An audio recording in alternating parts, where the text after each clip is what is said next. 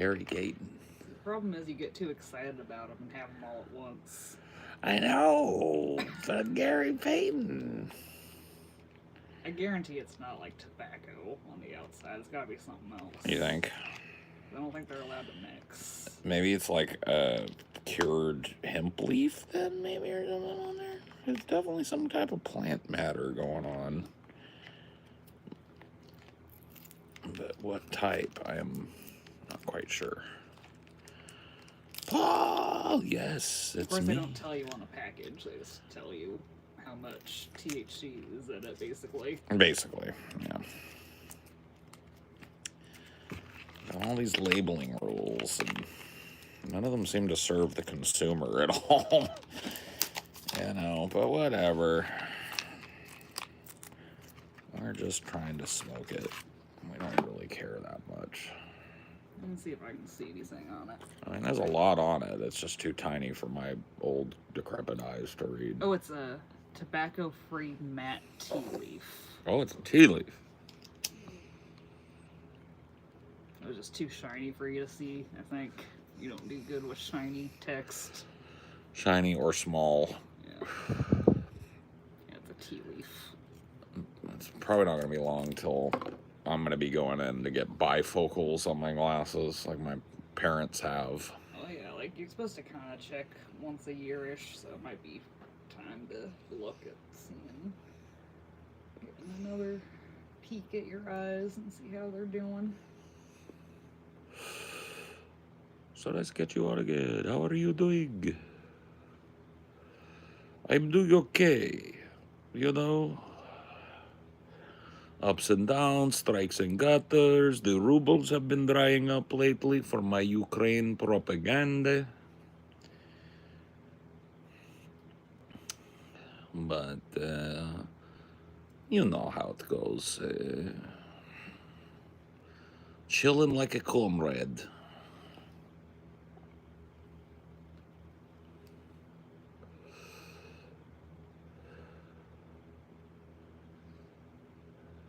Do you think the next Bond villain's gonna be Russian?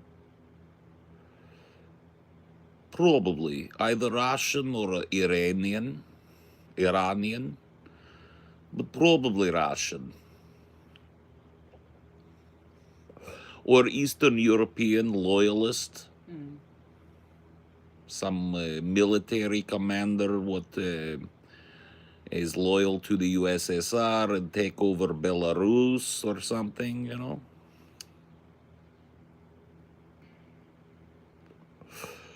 Although I think the USSR is already in pretty firm control of Belarus.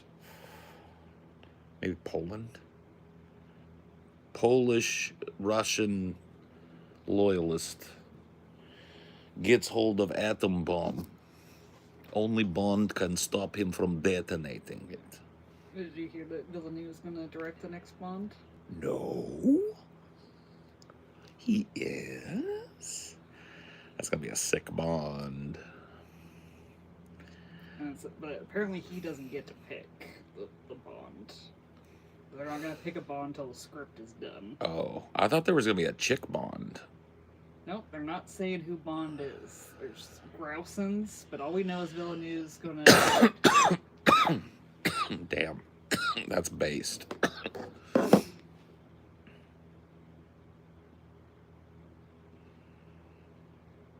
Wait, you're American? You got me there.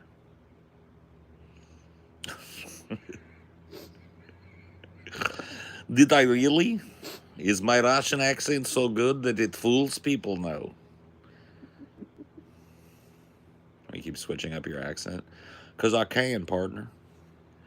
It ain't no thing for me to go from being a Russian to being a Texan. In fact, there ain't much difference between the two.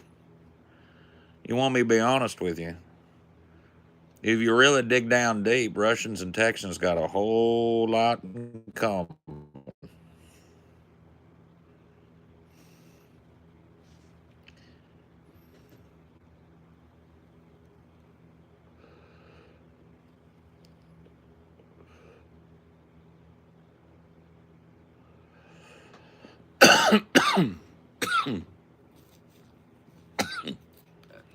Yeah, The fact they haven't even written the script yet tells me that the next Bond's going to be a couple years out at least. Yeah, that's probably true. What the fuck? I thought he was Russian. Shit, man, I'm better than I thought I was at that shit.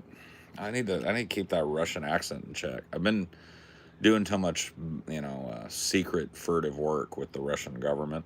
Yeah. You know it was? It was that fucking Craven movie that done did it to you. Oh, you think so? It brushed you up on your Russian accent. Maybe it did, yeah. Walter Solchik? His name was Sobchak. Not Solchik. I don't know where you got Solchik from. Is the weed getting to you? Yes, that's what it's supposed to do. Yes.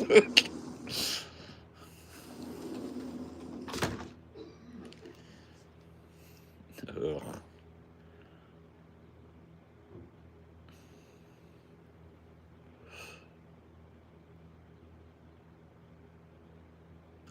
No, it's actually true. I am Russian. I work on my American accent for a long time. But born in Moscow at the St. Peter's Hospital. Where's vodka? What, you don't believe me now? You sound like Dracula, but you look like Viking.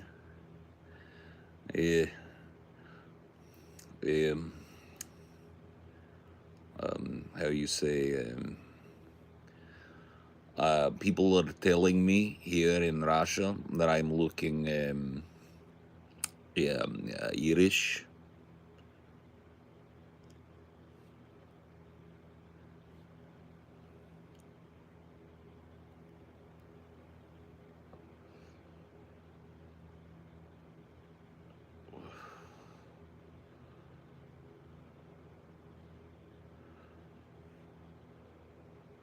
Free Diddy, you take his place in the gulag.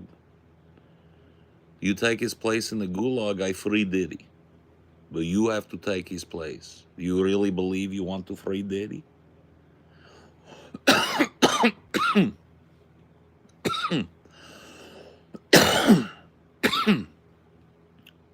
Bro, do you eat marijuana? No, I only eat your mother vagina. I'm on strict diet.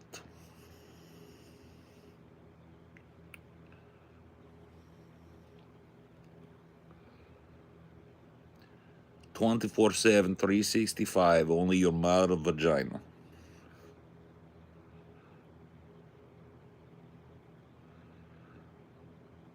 All fish diet. Doctor tell me eat more fish, so I call your whore mother. I tell her spread legs. I need to eat.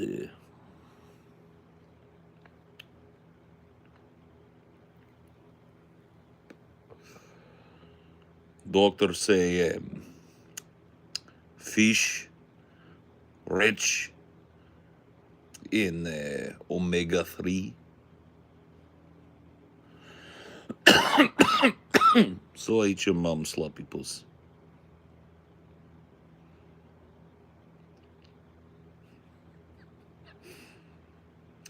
I'm allowed one snack during the day, and for my snack I suck your dad's dick. That is my one snack per day. I suck your father dick, and then for dinner I eat your mother pussy.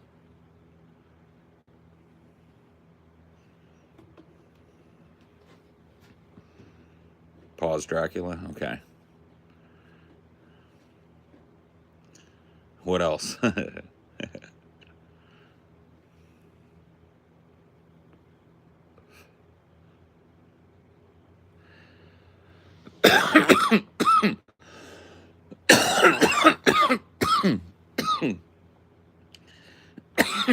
Howdy there, partner. No, I'm only kidding with you. I worked very hard on American accent. I work very hard, but I spend so much time eating that guy's mother pussy that I fall behind on my lessons.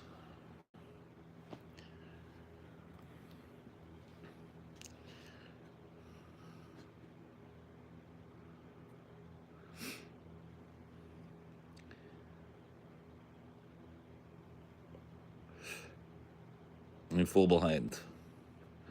I fall behind because I spend too much time eating mother's pussy from behind. Yeah.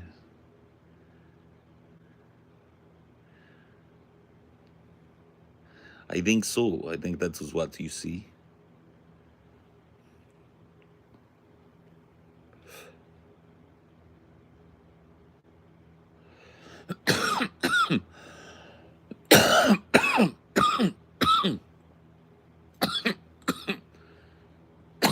So, на здоровье. So, is everybody willing to admit Vladimir Putin is your king?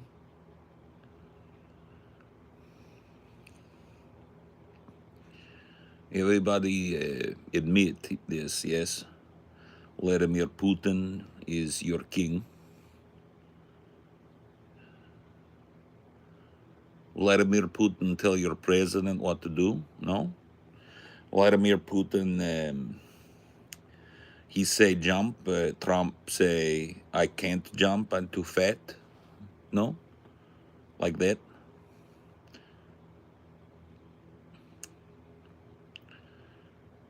Losing the war? I'm not losing the war because I dodged the draft. So you cannot blame me because I did not fire a shot in anger. Okay, so I not lose the war. Don't blame me because I'm smart and rich enough to avoid the draft. I not lose the war. I make no decisions about the war. If they put me in the war, we win the war. But they too stupid to get me.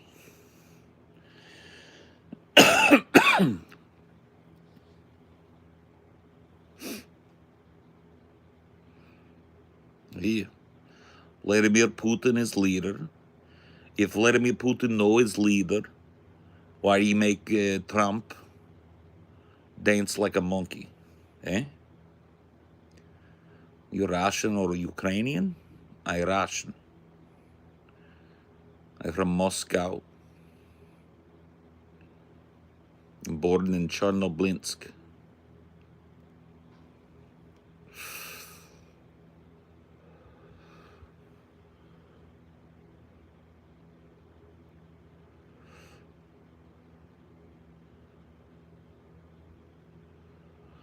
We're from Pakistan. We love you too, Pakistan. Do you make music? No, I think music is for how you say music is for homosexual. Music is for homosexual, and I straight.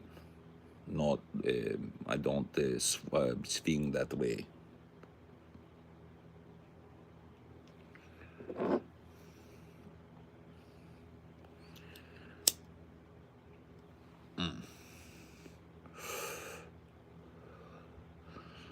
Yeah, the UK. Do you know that Vladimir Putin is your king in the UK or no? No Americans seem to know. And Vladimir Putin tell their president what to do.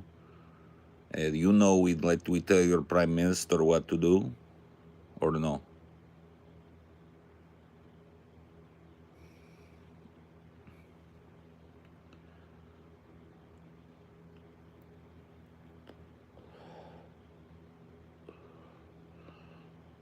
Such bad fake accent, Law.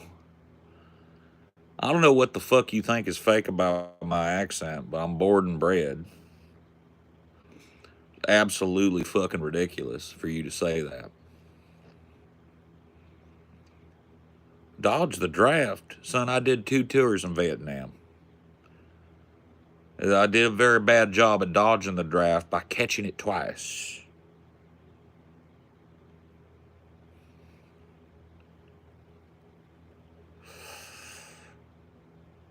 Suck a blight. What the fuck's that, man? Why don't you speak American up in here?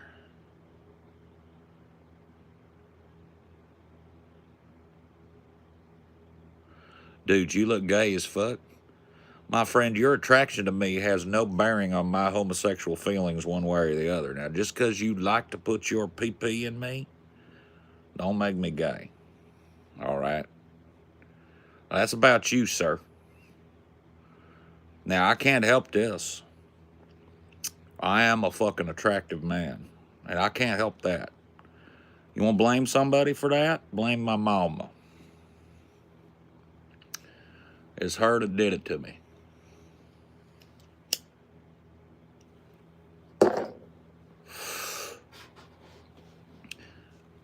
Welsh taffy. Been quite some time since I indulged myself in a little bit of Welsh taffy, but then again, I don't make myself to the Welshlands all that often. Quite the holiday making our way down that way, isn't it? I prefer the bustle of London town, personally.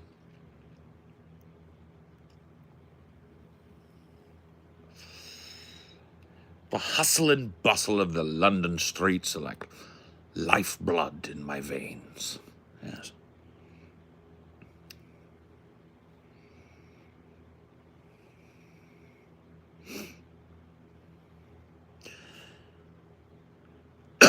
On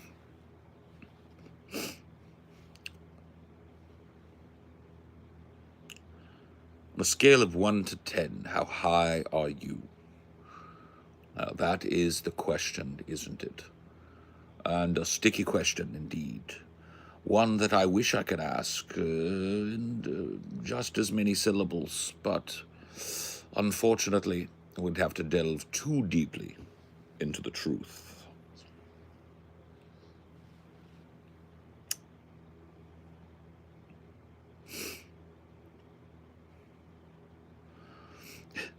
Órale.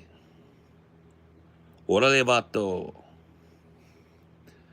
The fuck are you doing here, Essie? How many times do I gotta tell you? Keep your fucking mouth shut, Essie. You come around here, I'm gonna fuck you up, Essie. Pinche puto.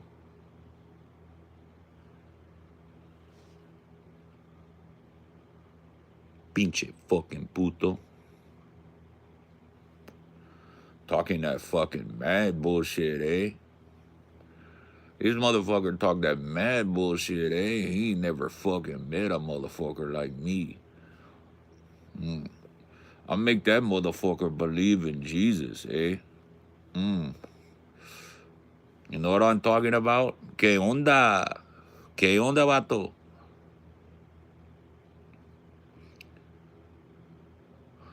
Don't do drugs, kids. Do all drugs, kids.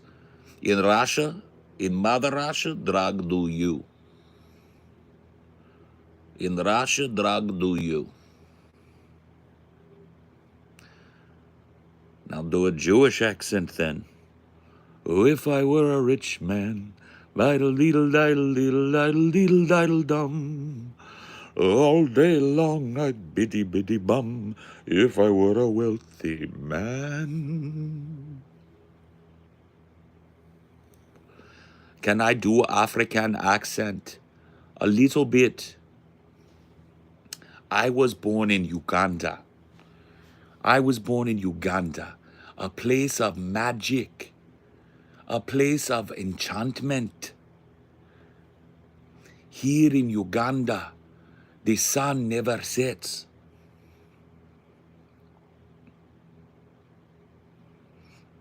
Dude, John Wayne. Is that you, John Wayne? Is this me? Bomba clad, that no Jamaican man. This Jamaican. You don't know a patois. When you hear a patois, you think that was Jamaican, man. You never heard of Jamaican. You never been to the islands. A bomba clad man. Blood clad man. Me was talking to this dirty girl, man. She made me feel like...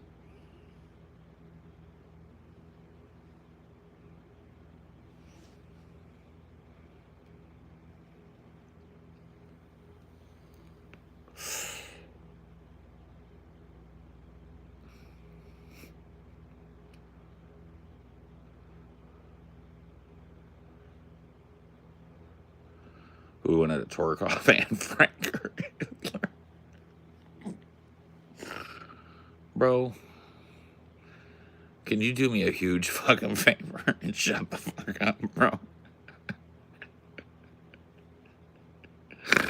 Can you do me a huge fucking favor? All right, and shut the fuck up.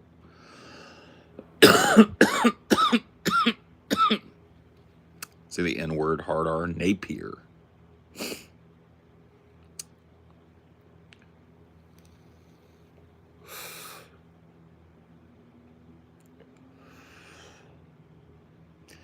Man, you motherfuckers are slow. Do a mafia accent? Which mafia? The fuck is this guy fucking talking about? This fucking guy says, do a mafia accent. What the fucking maron on me? I'll fucking slap your face, you talk to me that way. You don't know who the fuck you're talking to. You say the word gangster to me? You know what the fuck a gangster is? You never even fucking been in the presence of a gangster one day in your fucking life. And if you ever are, you better lay the fuck down and kiss his fucking feet. You know why? Because he's as liable to kill you as he is to fucking look at you. All right? So you put a little fucking respect on my name. You come in here with a different fucking attitude next time. Or else.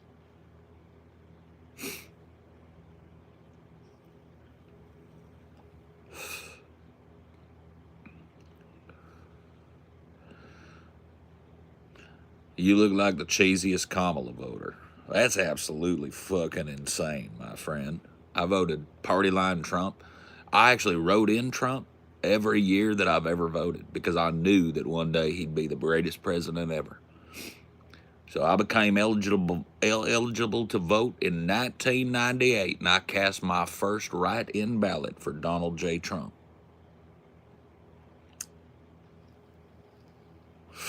Should never judge a book by its cover, friend. You never know what might be inside and on those pages there, you know.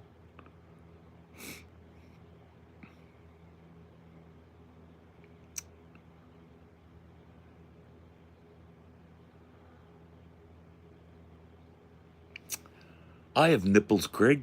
Could you milk me?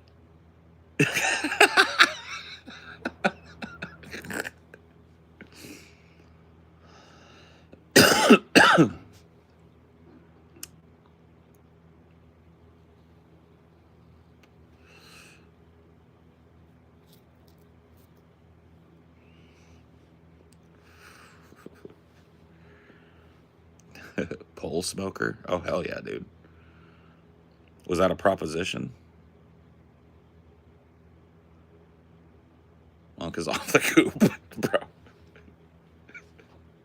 You don't even know, bro. You're not even aware, bro. Yes. Bro, it's off the coop for sure.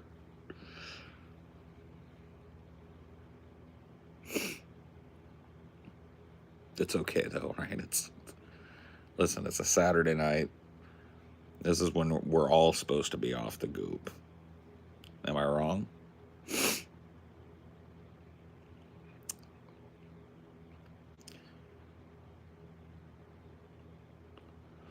You Tony Soprano. I'm not doing it. I can't do every person, man. I do have a pretty decent Trump. Fake news. That's a lie.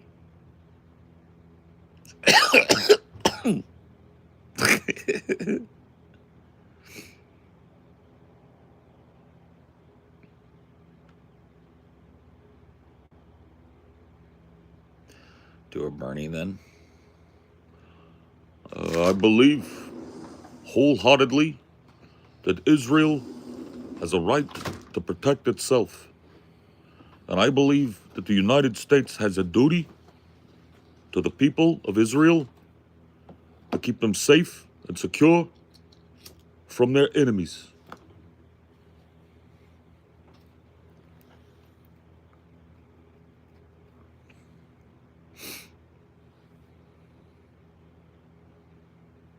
Joe Biden, yeah. Let me tell you something, let me tell you something, Jack. I got it. Now, 1522, I had a hay penny, Jack, and I spent it on the nickel. I spent the nickel down on the, oh, you know the thing. Pretty good, right? I worked on that one a long time.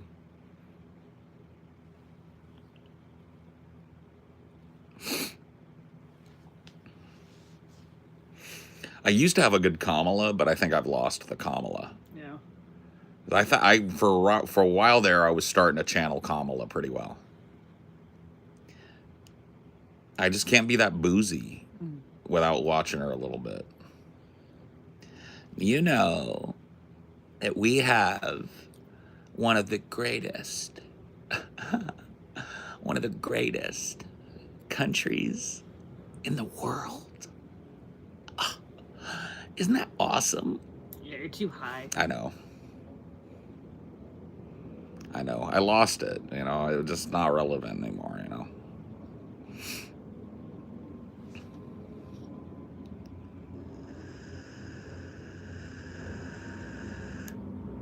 But you got to get boozy. I remember that much.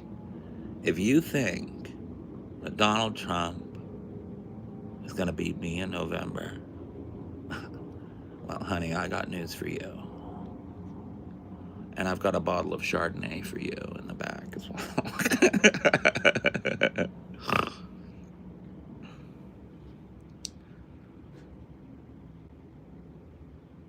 I think it was a little of both. I think it was a little Xanny and a little tipple.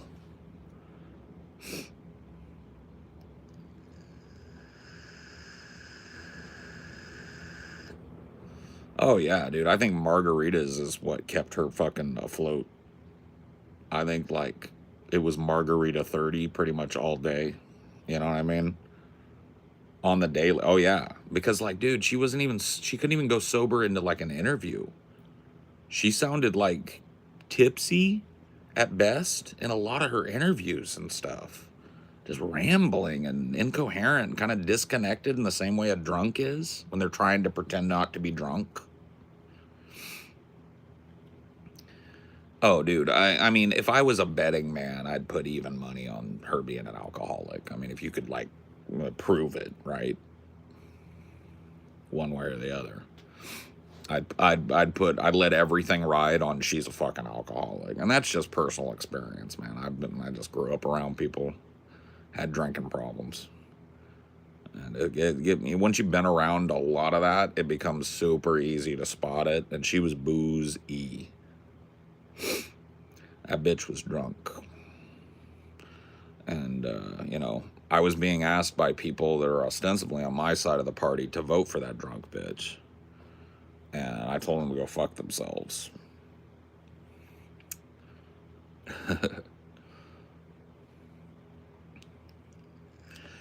But that doesn't mean I voted for the orange retard either. You know what I mean? There is a third way. It's called having a conscience.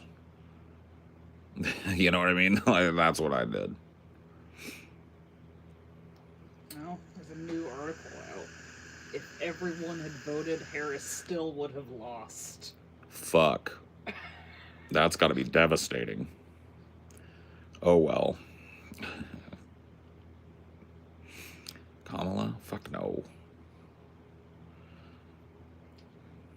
Libertarian? Nope. Disaffected, far leftist.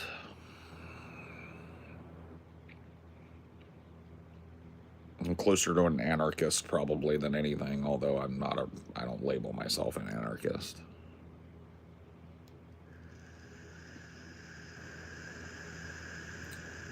Yeah, so I guess Pew Research looked into the data and it's like, nah. The polling was not in her favor. No, we'd be gaslighting. They were gaslighting hard.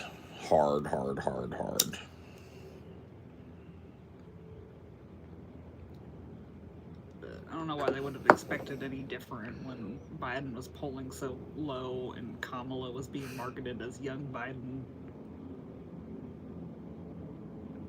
Yeah. So left libertarian? That's fair. I don't know that I would... I'm kind of like... I eschew labels. All the time, like when I argue with liberals, they will try and paint me as a Marxist or a Maoist or a commie or whatever. I don't really espouse any of that shit. I mean, I think that some aspects of communism might work, but I don't think it's the end-all be-all. I don't think we should be advocating for it. I think there's a better way, right? I advocate for something new, right? And that makes people uncomfortable.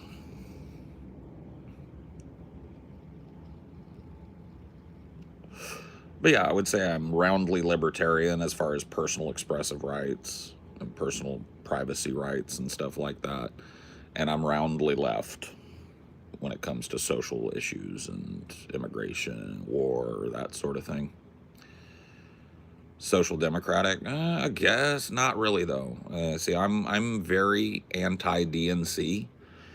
And the reason for that is I spent my whole life watching people cyclically vote for the DNC and watching shit get worse. I mean, that's all it is, right? Shit costs more now. Cities are more fucked up now than they were when I was a kid. And there's been, what, 4 Democrats between then and then? You know what I mean? Like, what happened? So I don't believe that the Democrats are the answer to the problem posed by the Republicans. So... I have no faith in the DNC. I've watched them lie, cheat, and steal and act like Republicans as soon as they get elected too many times to buy them again. And this last time around, shame on the people that shuffled in and voted. Oh my God. Talk about unelectable. You talk about not even worthy of a try. Kamala Harris was fucking off a Xan, off a bean. And the only reason she was even there is because Biden literally couldn't keep it together. He was so fucking sundowned. They're like, you know what people want? Young Biden. Yeah, they want black female Biden. That'll do it. And but it did do it. Bought us 4 more years of the dump diaper. A diapered man running around the world. You know what I mean? It's fucked up, but I blame the fucking libs for that shit. Man, they could have put a fucking monkey in a suit up and beat Trump. I'm not even kidding, dude. I genuinely feel like they could have fucking, grabbed a trash bag and stuffed some leaves in it and drew a face on it. It would have been Trump. They had to work super fucking hard to lose to Trump. They had to pick the most fucking unelectable, unwatchable, unlistenable bitch since Hillary Clinton, right? And that was replacing their candidate that they were all backing all the way up until, who was demented, literally demented, set everything else aside. Dude was demented. And they were going to put him in for 4 more years and tell us everything was fine. And then you're asking me to go vote for that organization, give that organization the feedback that I think what they're doing is right by voting for them. And, yeah, that's just not, I'm not sold, man. You have to sell me a little harder than that, I do wonder if destiny was ultimately right, though. That maybe Biden, as demented as he was, would have still done a little better than the risk of I think he likely would have. I don't know that he would have won, but I think he would have not been blown the fuck out like Kamala was. Kamala was a loss from the start. Democrats' internal polling showed it. They knew it, and they pretended it didn't happen, and they fundraised on the back of it, knowing she was going to lose. Laundered millions and millions of dollars in grassroots donation right into their pockets, gave it to the likes of Glorilla, big $1 million contracts to play big Democratic rallies when they knew she was losing. Yeah, Liz Cheney got brought on board for some reason to make sure she loses. Because I tell you what, if you're an American that's been alive 20, 30 years and politically aware, nothing says fucking vote for me like the name Cheney.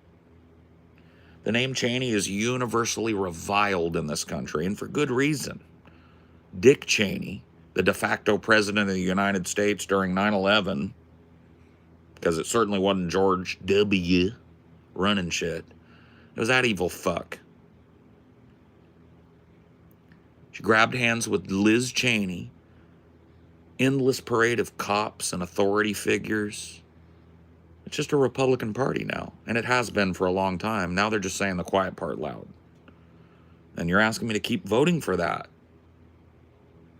No. No, never.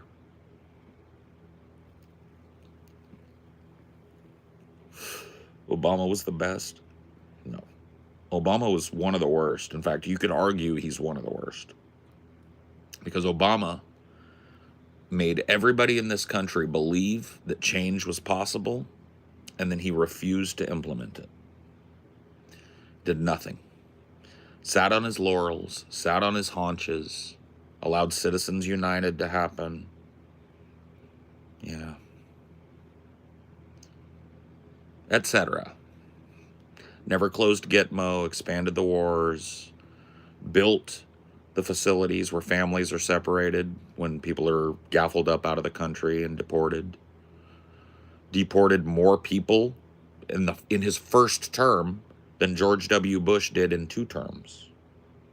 That's another Obama fact I like to throw at people when they say that Democrats are the lesser of 2 evils on immigration. Who do you think invented it? Who do you think invented the ICE raid? Yeah, I feel like Trump is trying to catch up to Biden now. And he's losing. He's not there yet. He's going to need to keep deporting to catch up to Biden's scorecard and pace. But all of a sudden, the libs are out in the streets about what a travesty it is that it's happening. Not a peep while Biden was doing it. Vote blue no matter who while Biden was doing it. But now that it's a Republican doing it, oh, fuck. Well, another thing Obama did too is nothing was like solidified. Yeah, well, I mean, nothing ever is. That's not the point of the Democratic Party. Yeah. The point of the Republican Party is to solidify. Mm-hmm. The point of the Democratic Party is to placehold. Mm-hmm. They're never chained. They don't want to go one way or the other. Mm-hmm. They don't want to roll things back. They don't want to push things forward. They want to hold the needle right where it was when the Republican lost, so that when the next Republican takes over, he can move the needle right again. Or the most temporary of things. Yeah. Like, we're gonna make things better for a year. Yeah, yeah. We're gonna extend the child tax credit for a year. Not make it a thing. Not codify it. Not make it a part of American policy. Yeah. And codify it into law. We're not going to do that. We'll extend the child tax credit and save children from poverty for a year. You remember when Vosh did that? Mm-hmm. I mean, the guy ended child poverty for a time. And, you remember that when he was fighting with me? These libs will say anything, man. And don't buy, I'm gonna tell you right now, don't buy any of the faux resistance shit you see coming out of libs right now.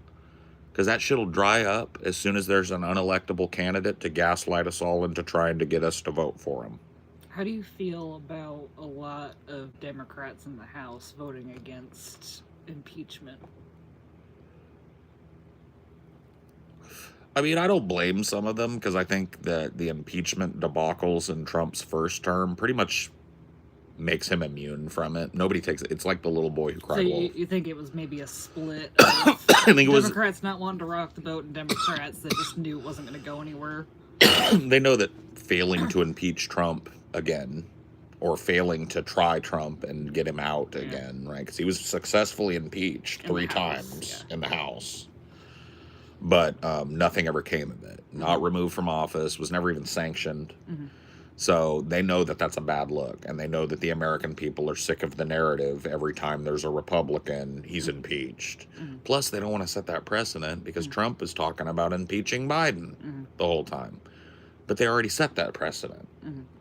So it's just a mess.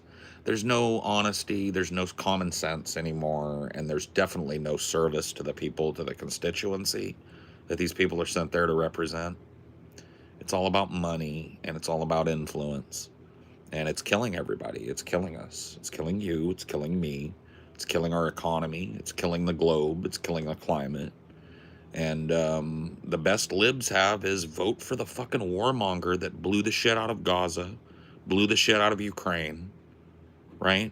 Supports every fucking bad thing going on in the world because it's lesser than some theoretical evil. It's mundane. And it's childish, and quite frankly, it feels like shuffling around decks as the Titanic goes tits up. Shuffling around chairs on the deck of the Titanic as it goes tits up.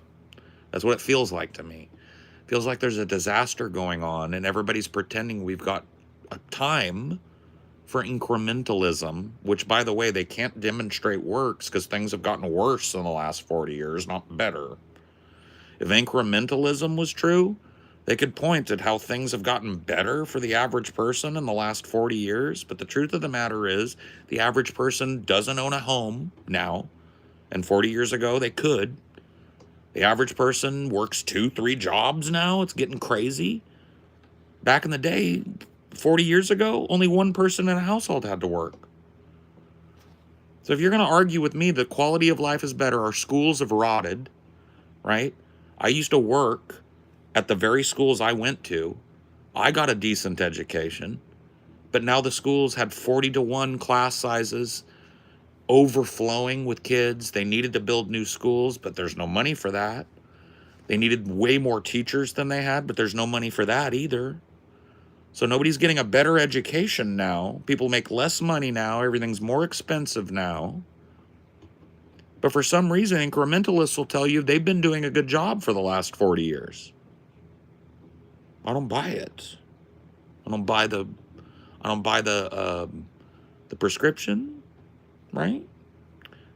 And I certainly don't buy the tactics as they've been demonstrated over the last 40 years.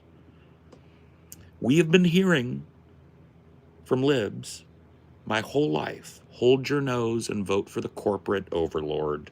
Hold your nose and vote for the warmonger because it's better than what this other warmonger will probably do. Meanwhile, the warmonger they ask you to vote for does nothing to stop the warmonger they didn't, and he comes into power anyway. Well, it's like you can kind of see that by how the Republican Party has shifted too. Like they got away with W. Mm-hmm. They're like, let's go crazier. Yeah, why not? They let us put a literal simpleton in office and have him puppeteered by a bellicose old vampire, and then we got away with it. So we can put any retard we want up, as long as they're charismatic.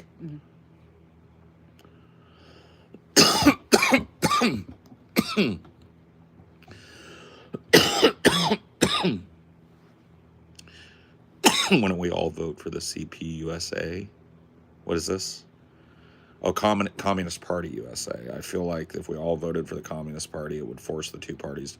This is like I would be fine with that. Like if there's a mass movement to vote for a third party candidate through the Communist Party of the United States, I'll do it. But the problem is there's an argument for the Green Party, the Communist Party, the right. Socialist There's Party. Too many third parties, and there's no unified vision because you've got libs begging you to stay on the rotten sinking ship that is the DNC.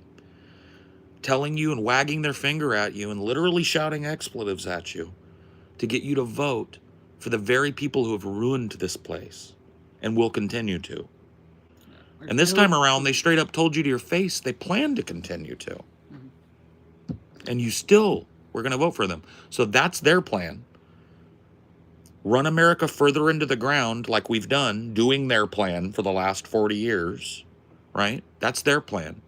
My plan is we need to start talking to people on the right, left, center, all over the political map about a third way that takes workers and average people into account first, before billionaires get a tax cut, before billionaires get a pay raise, before billionaires get another house to put on the market and then let sit there like an investment while people can't buy a house, right?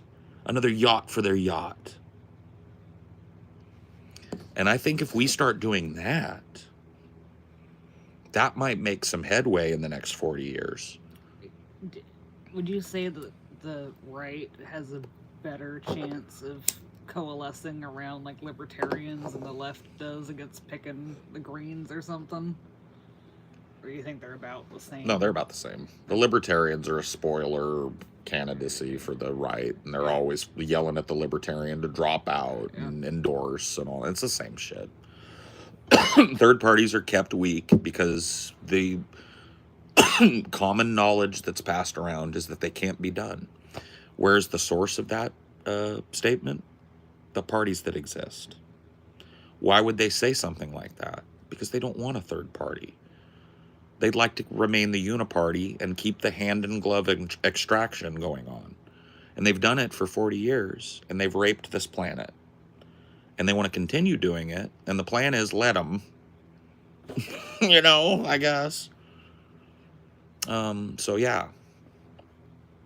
It ain't the Democrats. It ain't the Republicans. And I think that people need to start talking more like human beings about a third way. But the sticky thing is just the coalescing. Right. Well, here's part of the problem. I think that right now, everybody can agree that we're in crisis mode. Mm-hmm. So maybe we set aside social issues for a little while. We make those a little apolitical for a little while, and we talk about economics. We talk about war, and we talk about healthcare. You know how shocking it is to me that in this country, healthcare wasn't even really talked about over the last presidential election by either candidate? Not substantively, not as much as Iran was, or Israel was, or Ukraine was, One right? of the first things Kamala Harris did was disavow her previous advocacy for Medicare for All. Yep. That was one of the things she had to do because that put daylight between her and Biden, and she wasn't allowed to have that. She was literally black female younger Biden. Yep. So your Democratic candidate actually walked back their support for Medicare for All, universal single-payer health care. Walked back opposition to fracking. Walked back opposition to militarized borders. Walked back opposition to ICE raids. Walked back opposition to mass deportation. Walked back opposition to continued warfare, et cetera, et cetera, et cetera, et cetera, and on and on and on it went. I'm a progressive Trump voter. We hate the libertarians with a passion. We tried working with them in Wisconsin. They wanted to defund all the state schools because the government is bad. Libertarians need a utopia to work. Well, this is part of the problem. And I'm not trying to, thank you, by the way, for the donation and stuff. That's cool. What I would say is like, in that paragraph you typed me, you label these people as a conglomerate a bunch of times. Libertarians are fucked. They need this. Can we stop? If I promise to stop thinking about you as because you said you're a Trump voter, as a Republican Trumpist first, can you stop thinking about the libertarians as libertarian first and start thinking about them as an American first? Because I got to tell you, bro, I didn't vote. I'm way to the left of you, right? Because I felt like there was nobody even close to me, but I'm an American. Are you? Well, you did. I assume you are. You voted. So it's like, can we meet on that ground before we start having labels, right?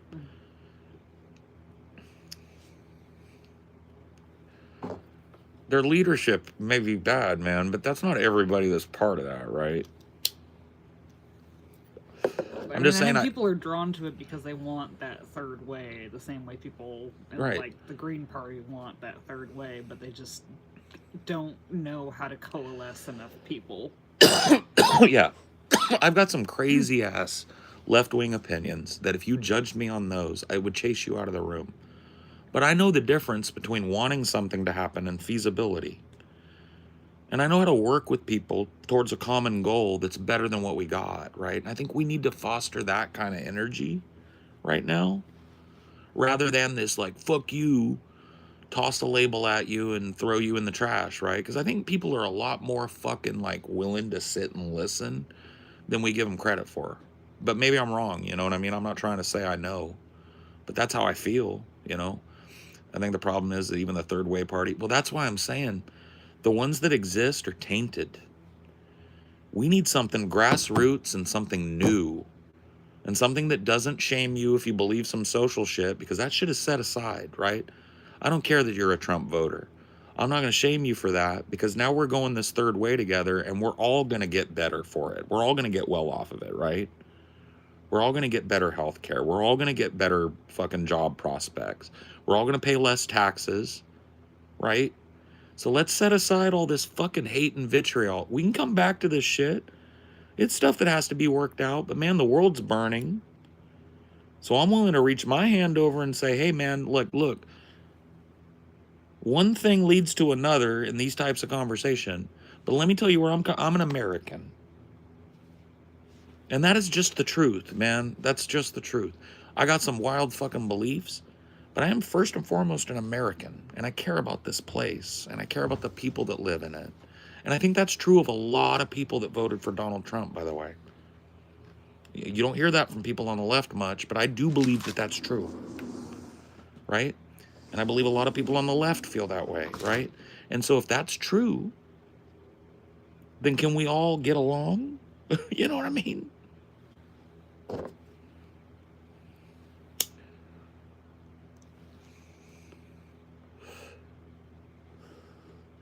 Got to be some middle ground there, right? If nowhere else.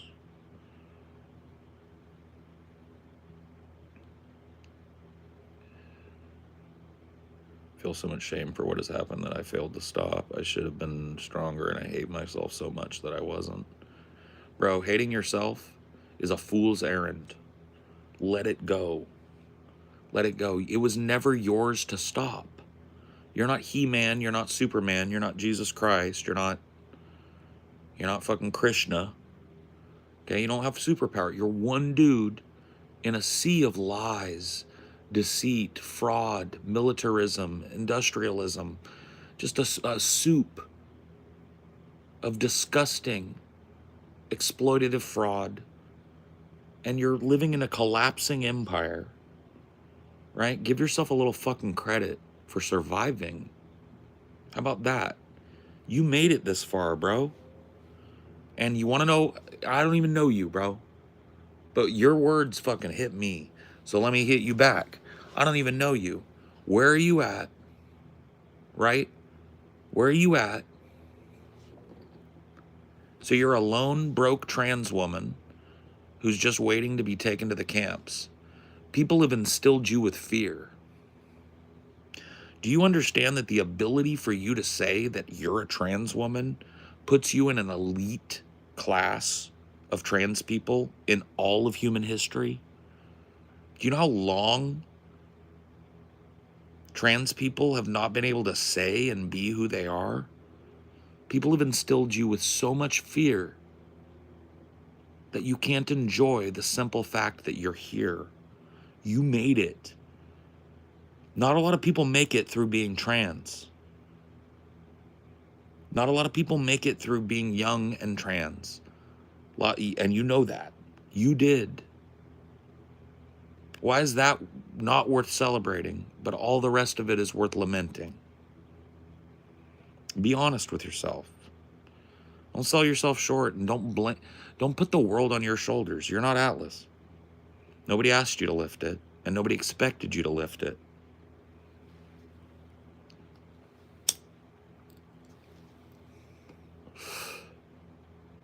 Young? I'm not that young. Well, I assume you're young compared to me, because most of you are. All right, I'm 45 years old. How old are you? If you're 40 or below, I'm going to go ahead and keep calling you young, if that's okay. All right, but if you're my age, fine. All right, you're young. I told you, 40 or below. I'm going to call you young. I'm going to flex my fucking half decade on you, okay? You're still a youngster.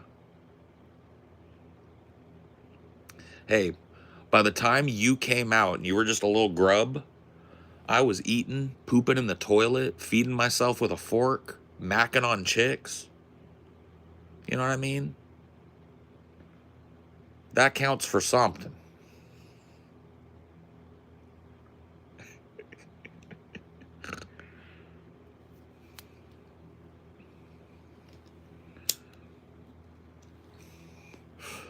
You're 43. Nah, you old. We old. Is that being lorded over? I'm not lording over you. Don't worry about it. I think you're going through it.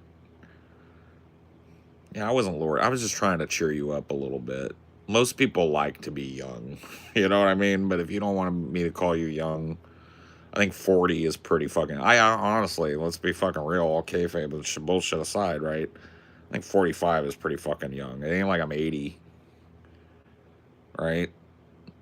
I got a few years left to kick. I ain't trying to lord over you. Trust me. But I will flex my fucking age on you. What I said before was true. While you were still dido pooping, I was out there making moves, okay? Jack moves in the world. I'm not sure that the majority of the voters have even proper. They don't. So let me tell you, you can be sure that they don't.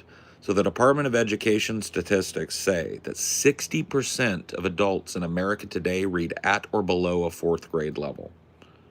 So somewhere between 55 and 60 is the numbers that you'll find depending on which year you look at, which projections you're looking at, right? But what does that mean?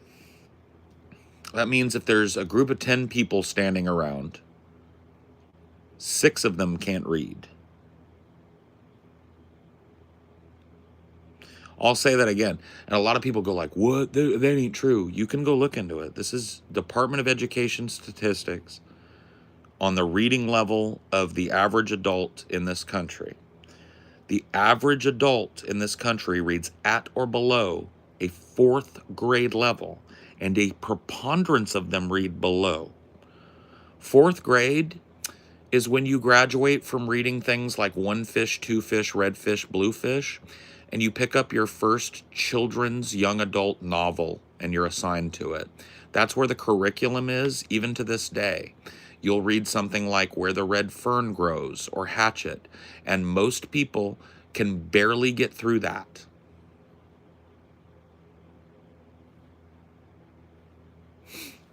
So if there's 10 people standing around, random folks abducted from different parts of, the United States at random and brought to a warehouse, and there's 10 of them, 6 of those people will be functionally illiterate.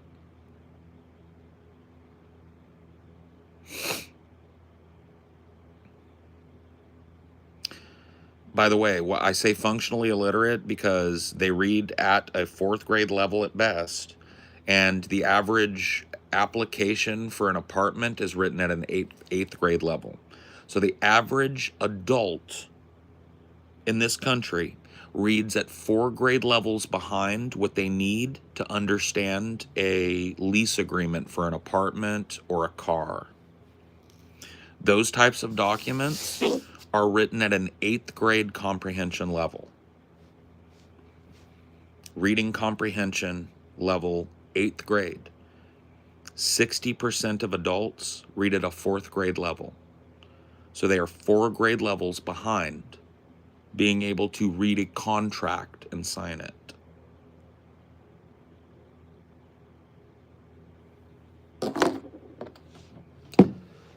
Stick that in your pipe and smoke it.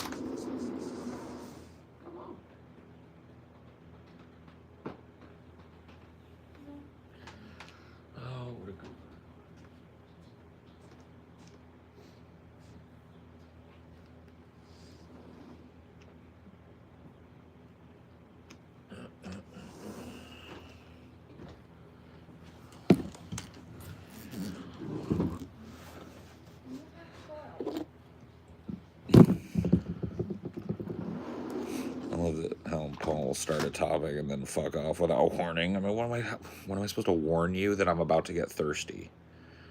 Warning, I'm about to get thirsty. Sorry, player.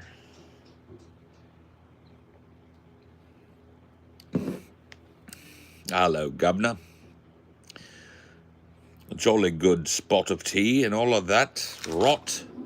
What? Warn us, Paul. Oh, what? I don't want to warn you. I'm tired of warning you about everything. When do I get to be warned?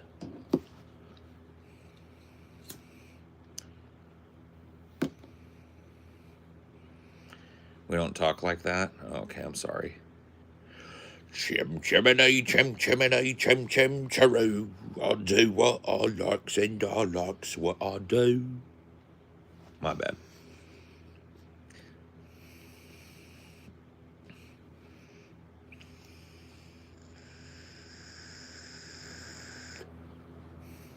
Sorry, Brits. You got to rule the world for hundreds of years. Now you get to heal. Yep. So do you have like so Jolene Dyson, do you have like a high British accent?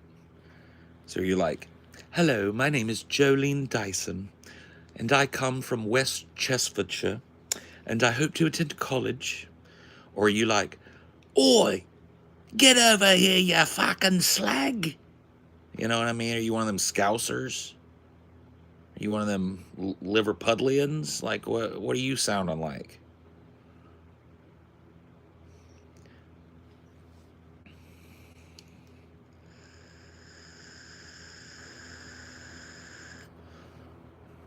Are you doing like super high British? Or are you like, we do not support any rudimentary cuckoldry of the Constitution of the United Kingdom?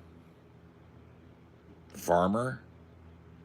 Oh, farmer. So like, all right then. More work? Off I go then. What is it? All right then. More work? Off I go then. So basically like a peon from Warcraft.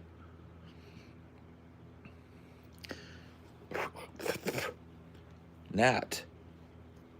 That gnat want to try to go right up my nose. It's the light. That's the trouble during the summer. It's the porch light on.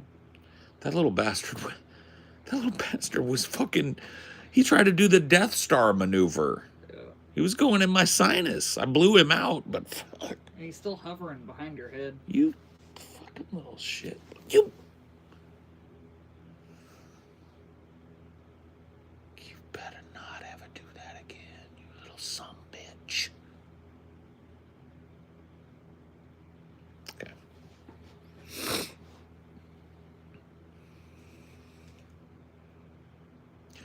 Want to eat your brain? What? You're a zombie? You're a British country zombie? What the fuck is going on, man? It's not that close to Halloween, is it? We still got all summer. Bring the salt gun back? That's the first time I felt like I wanted to grab that shit since I've been down here. I ain't even been buzzed that way by an insect since the last time I was in California. That was not nice. I did not appreciate it. I missed Independent Super Chat. Fuck. Sorry about that, homeboy. Where is it? There it is. Oop. Why can't the voters take some accountability? Because accountability sucks. You know?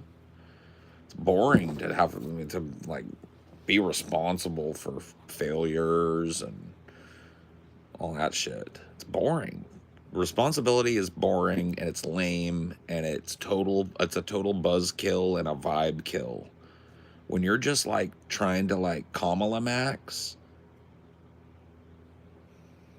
you know what I mean?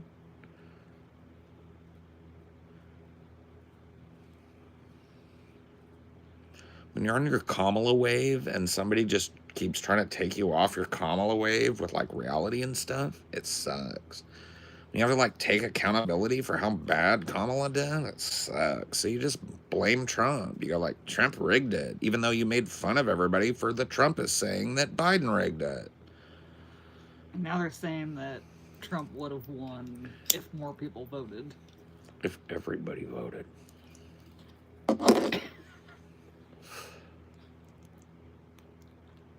Like, I don't understand the idea that it's so unbelievable that Trump would have won. Yeah. Because even, like, the most generous polls it was a coin flip. And yeah, the coin don't always flip your way. Yeah. Sorry. Thanks for the $2. My name is Kodak Black, but when you see me, I'm white.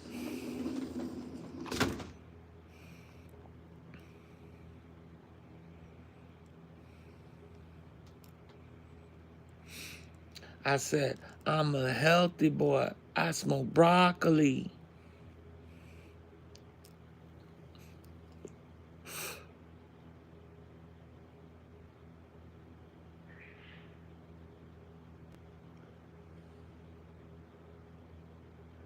Challenge me to a thumb war. All right. 1, 2, 3, 4. I declare a thumb war. Fucking piece of shit. You're slippery little motherfucker, ain't you? But I know a trick. I'm pinned, bitch.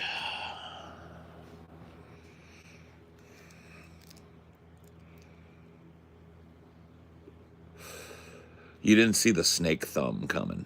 The snake thumb. You see that shit right there?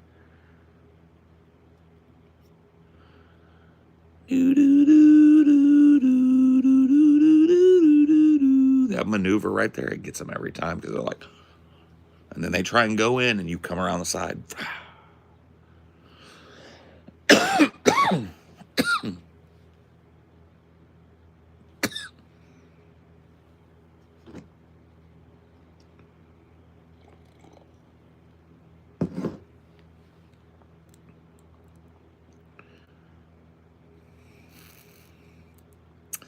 ¿On qué?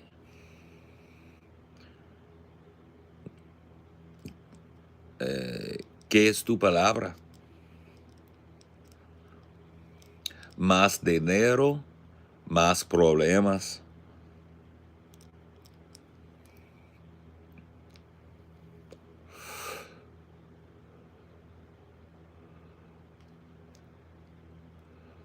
You see,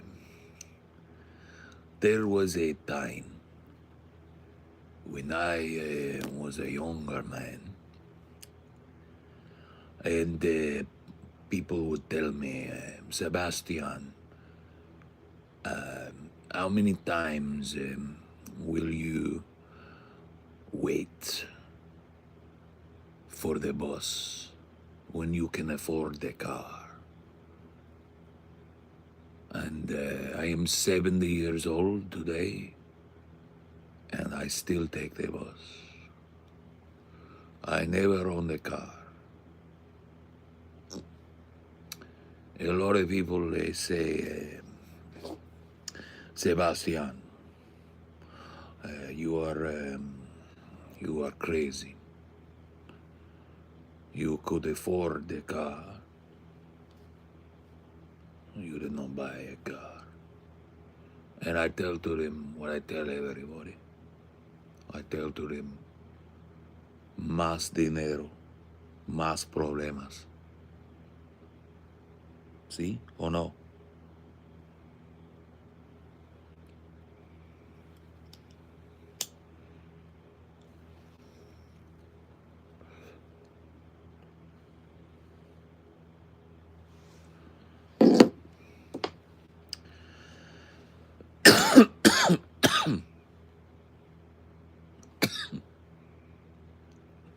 Lights backwoods, yeah. Sucks how we all get dragged into the same political crap. Does anyone in the world agree with any of it? It doesn't seem like it when you actually talk to people. You go on social media, it seems like everybody hates everybody. But when you like talk to people, most people don't seem like they're unhinged at all. Like, I'm talking face to face, right? Like, when you have a conversation with people and you meet new people, you know what I mean? Like, I don't sense that free floating hostility that seems to be everywhere on social media and shit. But I think that I don't think the world is in a blur. I think that social media is a blur, and maybe if you like turned it off, you'd feel a little different, because I feel kind of emboldened right now. You know what I mean? A lot of shit is happening that like lefties are just ignoring. It's like a lot of right wingers have broken with Trump on Iran, right? And have shown their displeasure. They've actually revolted against their guy for the first time, right? MAGA. It's crazy, right? It shows me that there's movement, that some people are starting to get sick of the promises that are never delivered on. They're starting to get sick of politicians that say they're going to do something and then they do the opposite thing. And they're sick of carrying water. They're sick of pretending that's okay when their guy's in office. And that's a good thing. That means that what I've been talking about, then it might be tactically responsible to start doing that now, right? Because we need a big tent here. We need Republicans, we need libertarians, we need lefties, we need libs, we need everybody to kind of get the idea that we're stronger together than we are apart. And, I think the time is ripening.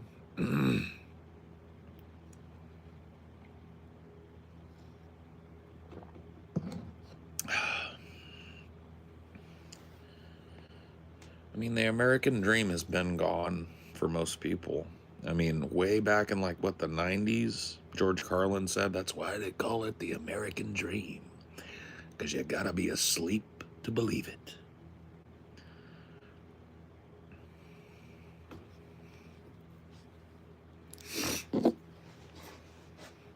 Rudy Tooty? Are you hungry, friend? Do you want to go to the IHOP and get yourself a Rudy Tooty fresh and fruity? Or do you want this fresh and fruity to put his patootie in your booty? Because I can make that Trudy for youty. All you got to do is bend over and grab your shooties.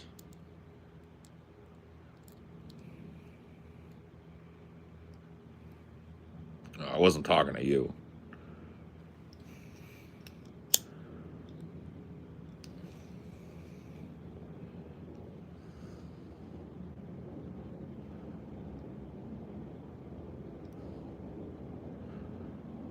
What even is this stream, bro? Bro, you tell me, dude. Do I look like I fucking know? You'll clap my cheeks, bro? You couldn't clap my cheeks on my worst day. In fact, I'll go a little farther, bro.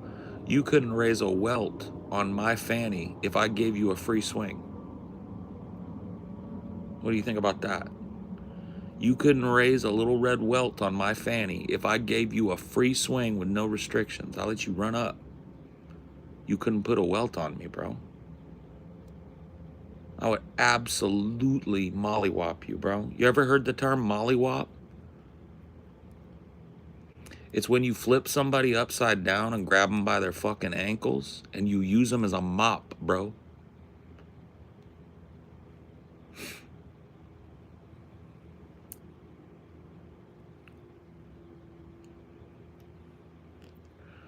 You haven't heard that in forever?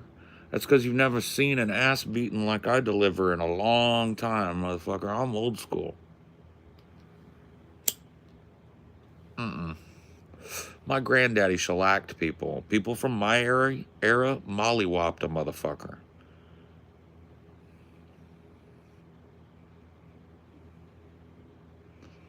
Keep telling yourself that, bro? I don't have to tell myself that.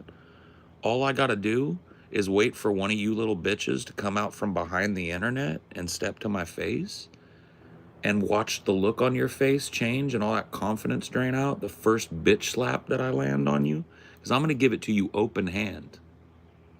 I'm not even gonna do you the honor of coming at you like a man. I'm gonna slap you down.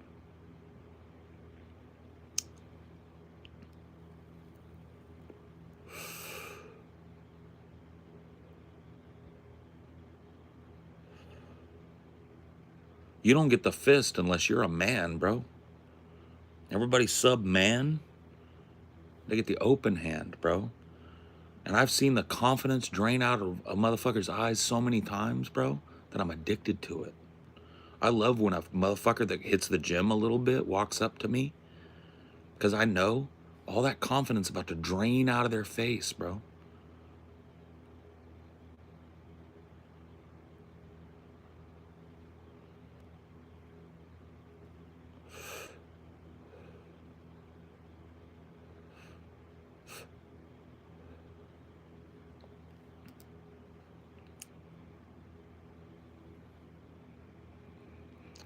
People come in here internet flexing.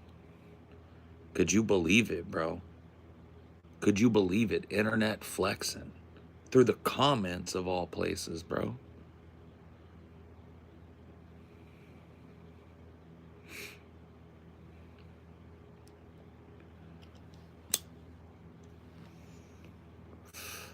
Still mad you missed us in Vegas? Well, Clifton, New Jersey, November 1st, 2025 at Dingbats. We're there.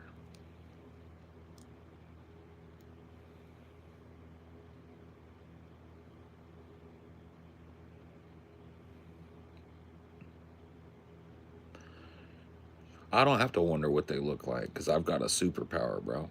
See, motherfuckers never believe this type of shit when people say it, but I can see every one of you as you sit in your fucking chairs, sitting on your sour ass balls, bro. It seems like a useless superpower, but I at least know the answer to what do these internet warriors look like, bro. Did you say Dingbats? I did, yeah. With a Z, though. Dingbats is a metal club in New Jersey.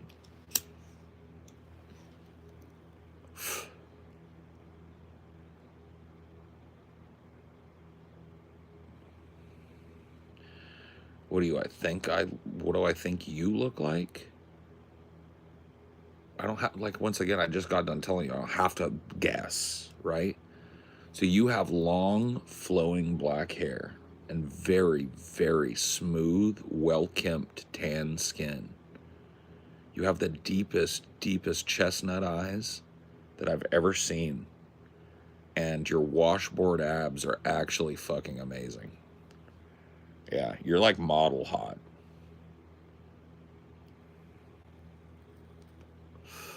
Anybody else want to know what they look like? Like, I don't like pulling it on people because it freaks people out and they leave, right? But if anybody's like willing to go through it, I'll tell you what you look like too, right?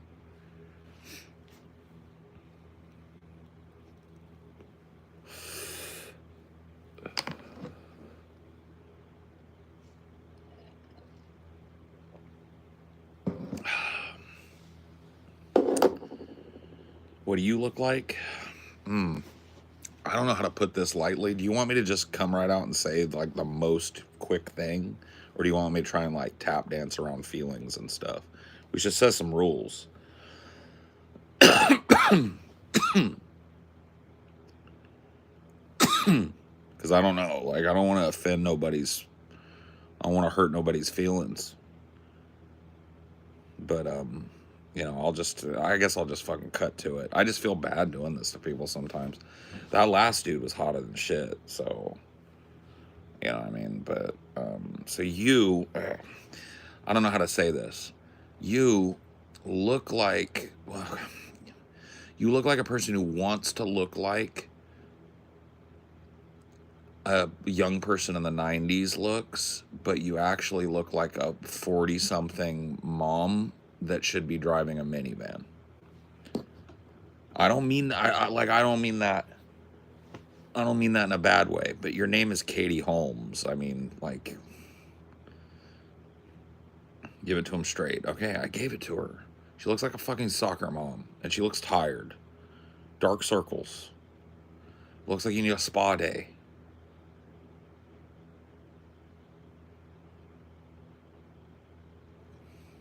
I was harsh but fair. I said I didn't mean to hurt nobody's feelings, but like when you know what somebody looks like, how do you, you know?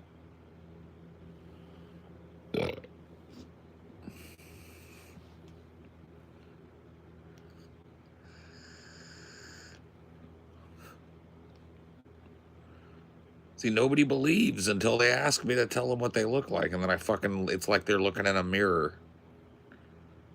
You know what I mean? It's my superpower, bro. I can see all of you. And you can't hide from me. I live in your walls.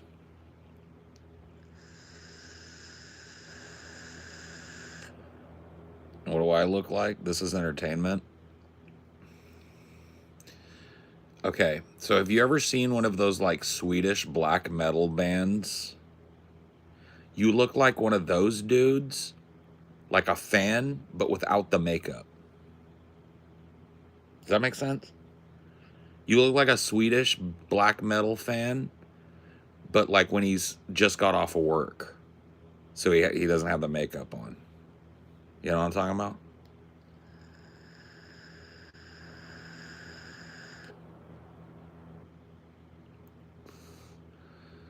Your last name is Sipa Vicious? Fuck. Well, I should have said you looked like a little Greek artisan sailboat whittler.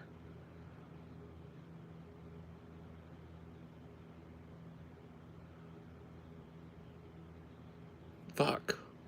Well, I bombed out.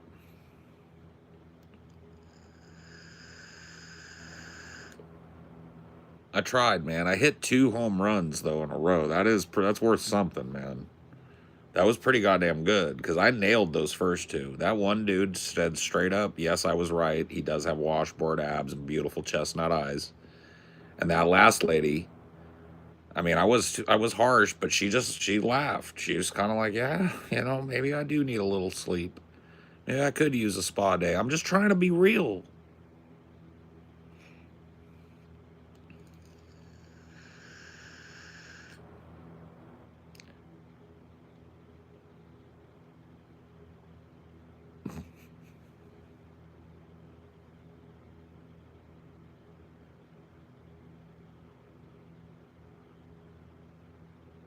That is all we can be, Alonzo. You know what? I like you. I like you, Alonzo. Can I tell you that much? Because you tell it straight. You kick it straight from the heart. Y'all, I can't open my eyes anymore. I mean, they're open. I can see. But I can see also that they're not open.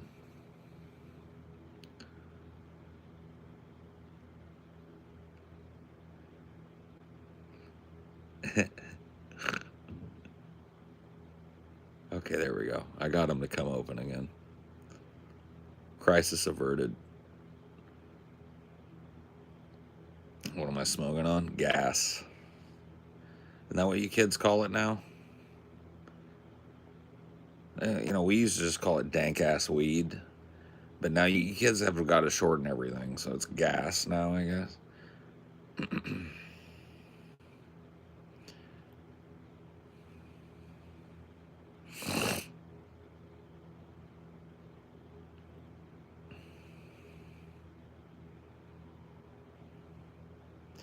Yeah, dank ass weed.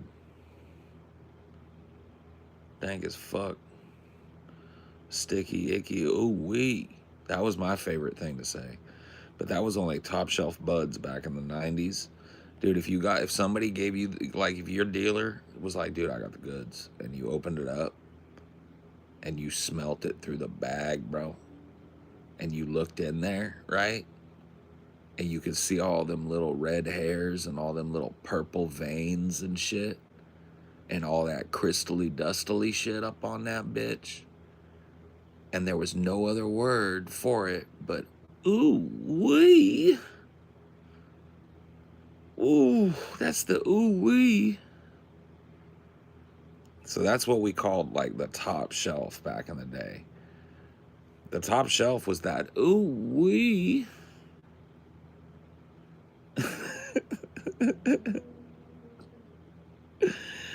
Yeah, cat piss, bro.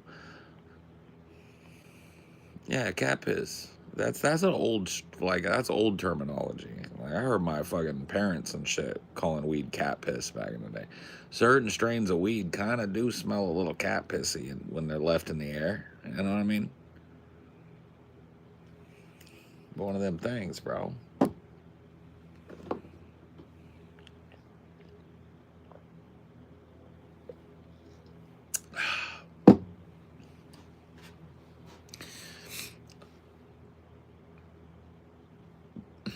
No flex zone. No flex zone.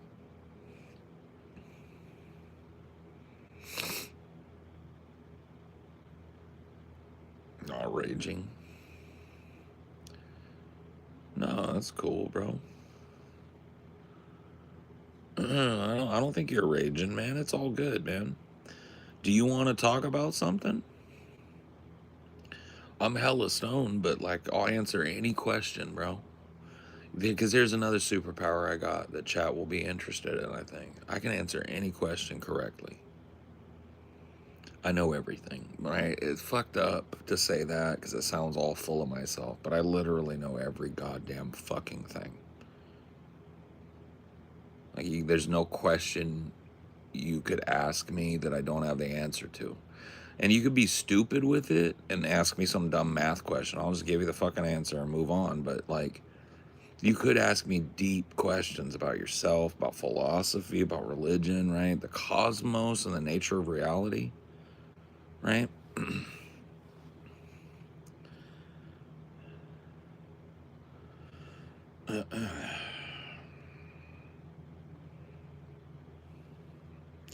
Rain Man. Well, I'm a little big to be a rain man. I'm more like a hailstorm man, you know what I mean? Or a snowman.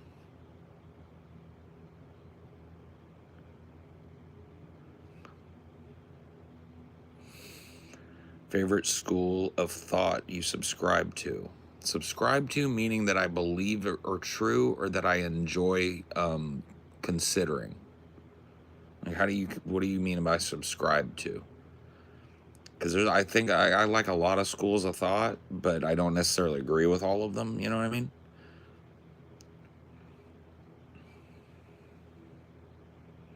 Enjoy considering. Radical eco terrorism. Like people that blow up dams to save rivers and to save natural habitats and stuff. Hailstorms, man, bro. Yeah, I know.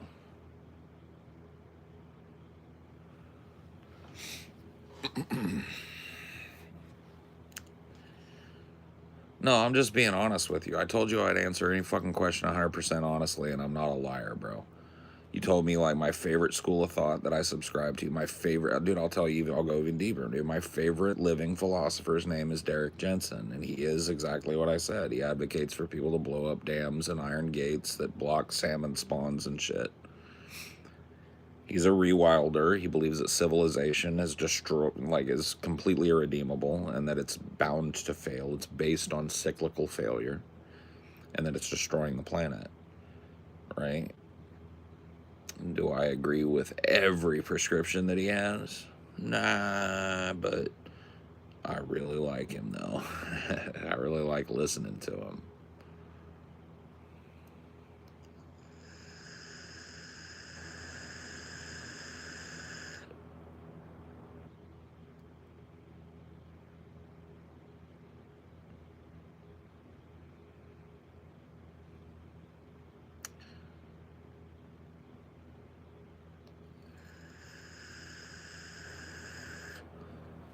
What's your favorite dead philosopher?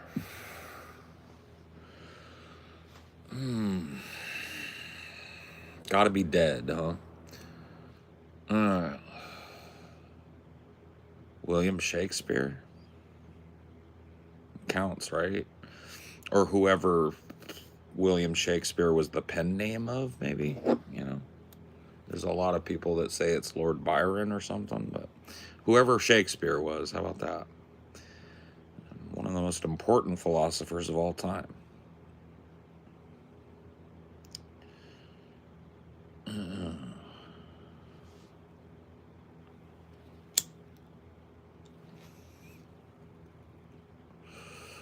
So I have free will? No. And neither do you. We live in a deterministic universe, right?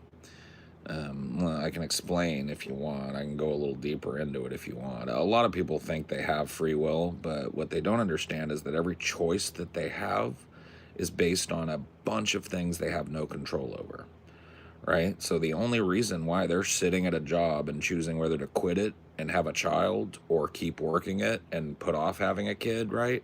They think they're making a choice, but the only reason they're sitting at that point in their life is determined by factors that they had nothing to do with, right? Who raised them? What country were they raised in? Were they abused when they were young, or were they raised well, right? So what was the quality of their education? You know what I mean? All of these things that they had absolutely no say in and absolutely no control over, right?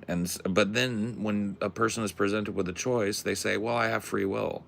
They don't understand that the only reason they have the two choices or three choices or whatever it is that lie before them is due to determinism. Deterministic factors that go back even farther than their parents. It's not just about who raised them, it's about who raised them. And who raised them all the way back to the fucking beginning, to the first microbe, right? You know? But people think free will, right, is a thing, right? Because it makes them feel like they're empowered in their life. And the truth is they are, right? Just because your choices are limited by determinism doesn't mean you don't have choices. It doesn't mean there aren't better choices and worse choices, right? It doesn't necessarily limit you, but it's hard to admit that you're not in the driver's seat. Yeah. But it's the truth. You know, if you want the truth out of me, then I'll give it to you, right?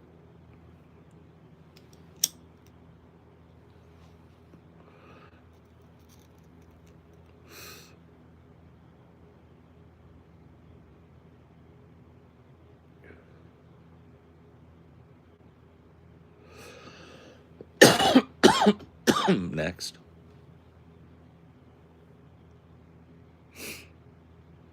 Next deep question.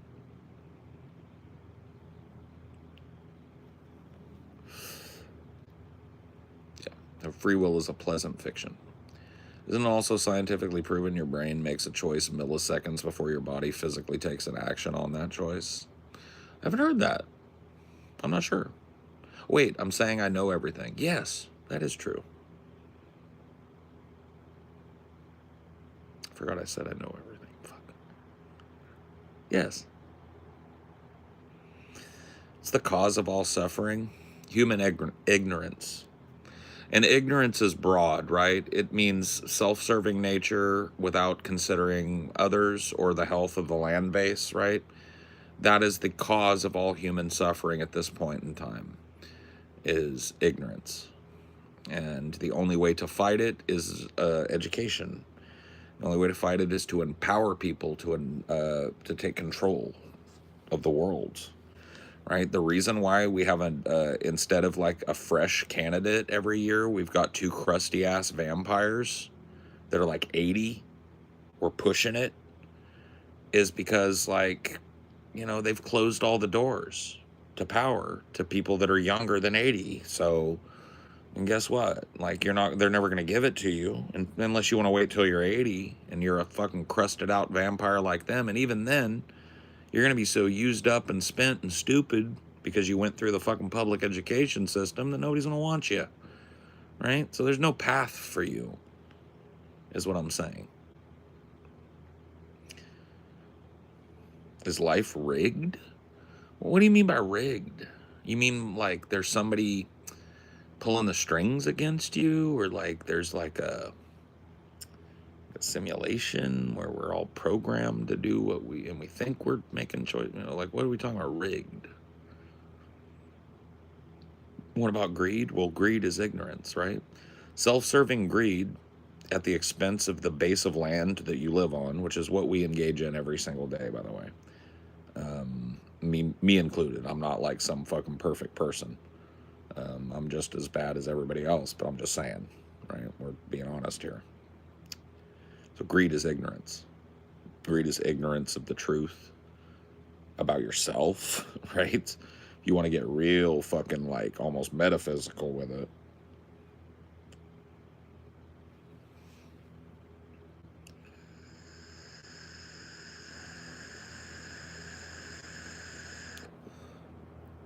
Desire. Yeah. Well, I'm a Taoist, right? Practicing and speaking.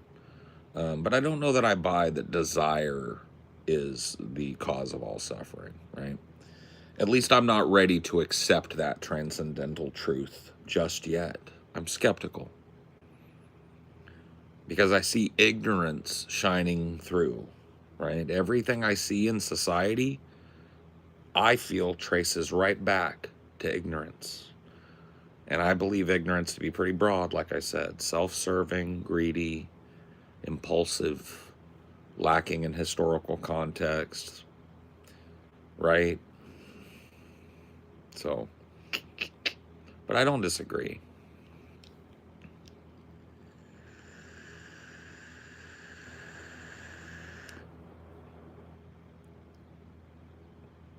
You talk politics? Yeah. I mean, if you want. The thing is like, I do it a lot, right? I'm a podcaster by trade. So here on YouTube, you can go look at my shit, Onion Nuggets, and it's kind of my job, right? Do a lot of politicking and shit. Dude, I had a 5-hour stream last night with a dude that hates my guts. Most of it was just politics, right? So I'm down. But if you'd give me a little bit of a fucking leeway, don't get super heavy with it, bro, because yeah, I'll answer it, though. I'm not trying to limit your questions, but I'm just, like, kind of fucking bored with politics, you know? I don't mind talking about it, because I got my shit.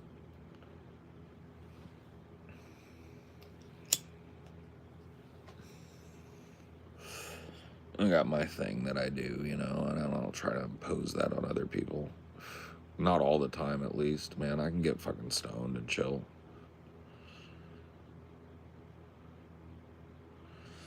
I think a lot of people are, MJ, and I think it's because it's just such a zero-sum game that people are just tired of it, right? But I think that if we could invigorate people by giving them something to believe in, right? And it doesn't disappoint them, it actually serves them and it builds momentum rather than the DNC just crushing momentum by disappointing everybody and going back, right? I think we can build something that does that.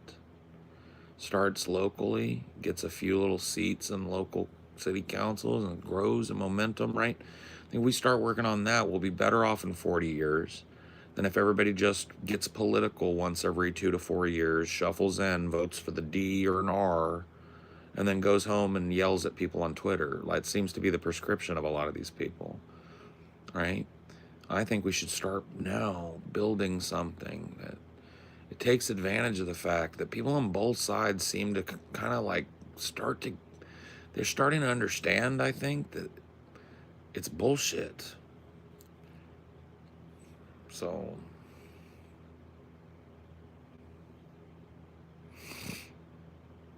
when it comes to Taoism, do you agree with Watts and his idea that nothingness is beautiful? Almost sounds like spiritual nihilism to me. Well, of course, there's the, I don't know what to call it, spiritual awareness of nothingness in the terms of Taoism, right? Seeking emptiness. Let me be empty as the clay vessel, right? Imagine you are as empty as a hollow clay vessel.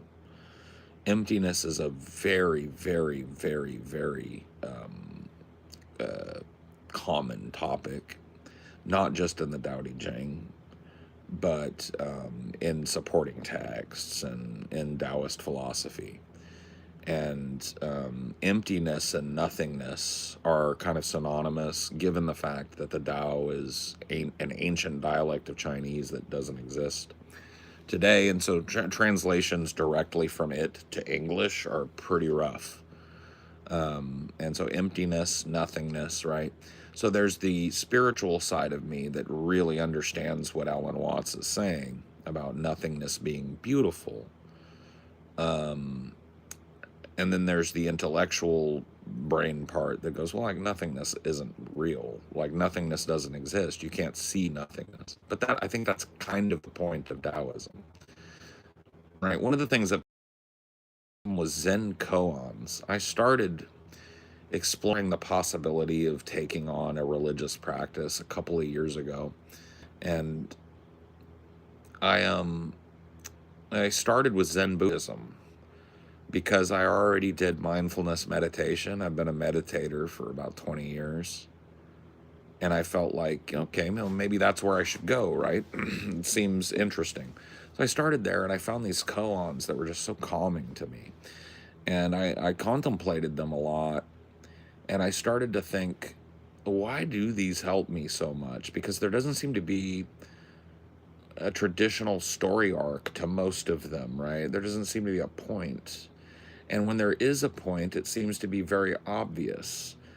And then I started reading into Zen koans. Zen koans, by the way, are small, short anecdotes, fictional stories, or pseudo-historical anecdotes about figures in Zen Buddhism, that little stories that involve a Zen master or involve somebody that's seeking Zen, or a conversation about Zen that takes place between two Zen masters, right? These little anecdotes.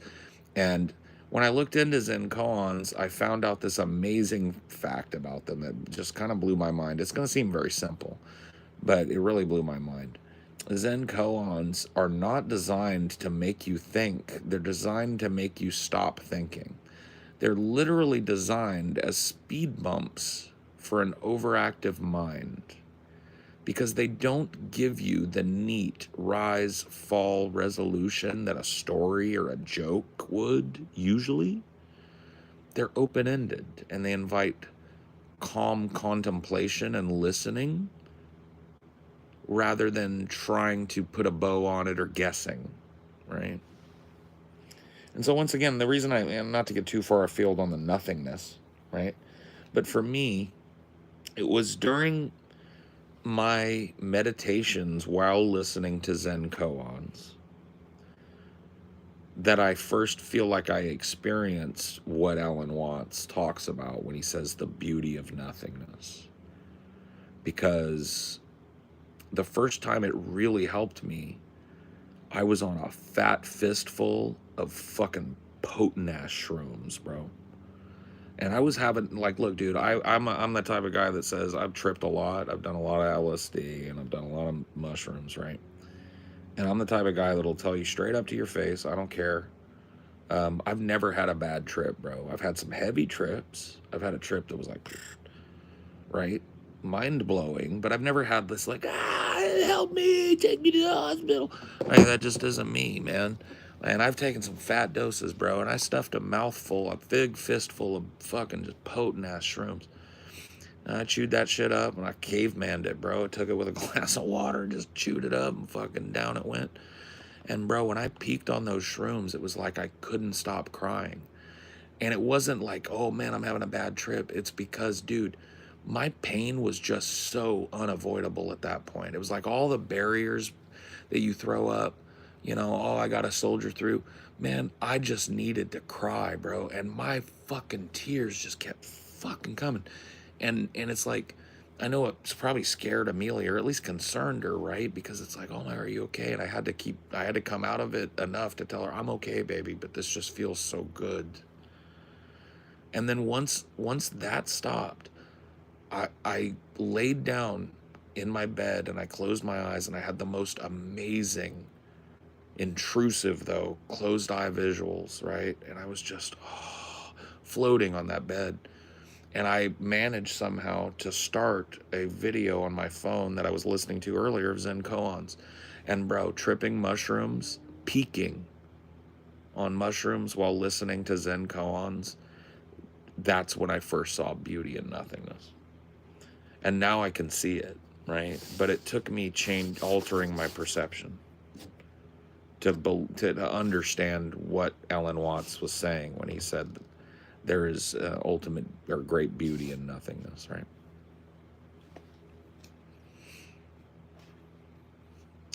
Nothingness is a value. It's the absence of a value.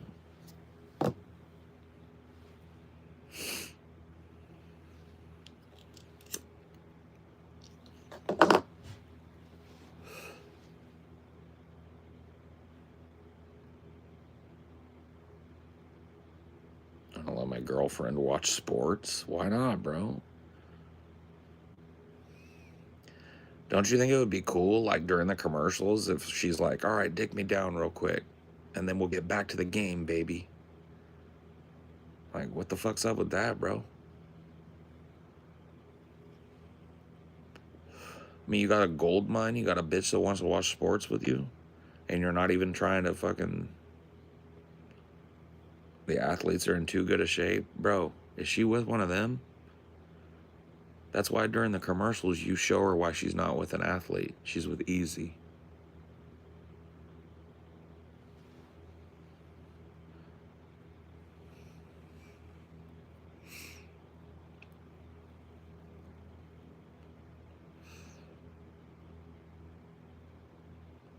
The big, beautiful bill. It's beautiful. I don't, whatever, man. I think it's jerking off into a puddle. I think it's eventually going to dry up and leave a little crusty stain. I don't know. I don't know if that makes sense, but I'm pretty stoned, so I think there's some truth in that.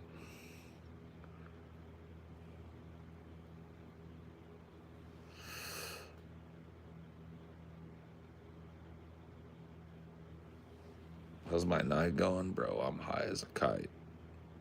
Which means it's going pretty good, man. I feel pretty good. My sleep schedule's a little off because I was up till fucking the sun came out yesterday. And arguing with a screeching autistic kid. Like fucking, you know what I mean? 5 straight hours of that, you know what I mean? Threw my sleep schedule off. 'Twas the wee hours. You just logged off Dune, but now you want to log back in. See, you got yourself back into it. That's what happens. Like, when I'm playing it, I kind of have fun, but I have trouble getting my fucking... Because I know there's so much crap I gotta do. But, you know what I mean? Like, I don't know. I'm just having trouble with games in general right now, though.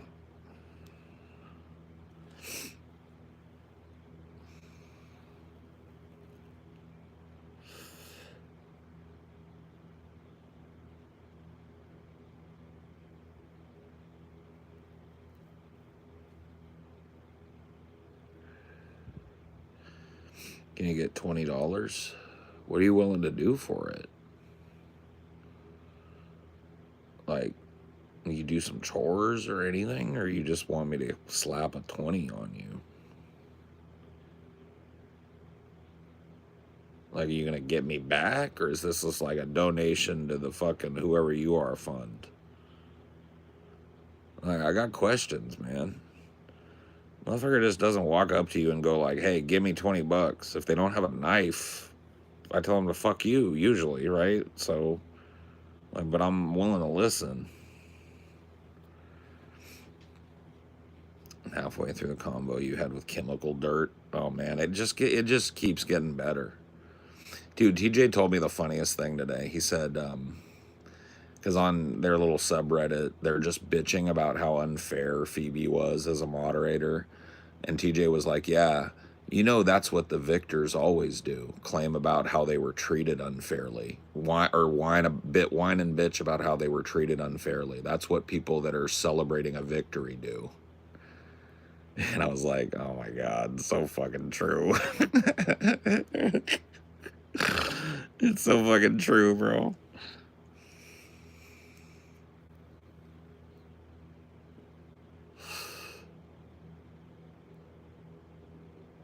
Mine leaves the room whenever I watch sports. I mean, have you tried explaining the sport to her at all? I'm not saying it's like, maybe you have, but like, I've been with chicks before in the past that weren't into sports, and then I was like, hey, I'll explain the game to you, and they kind of started getting into it.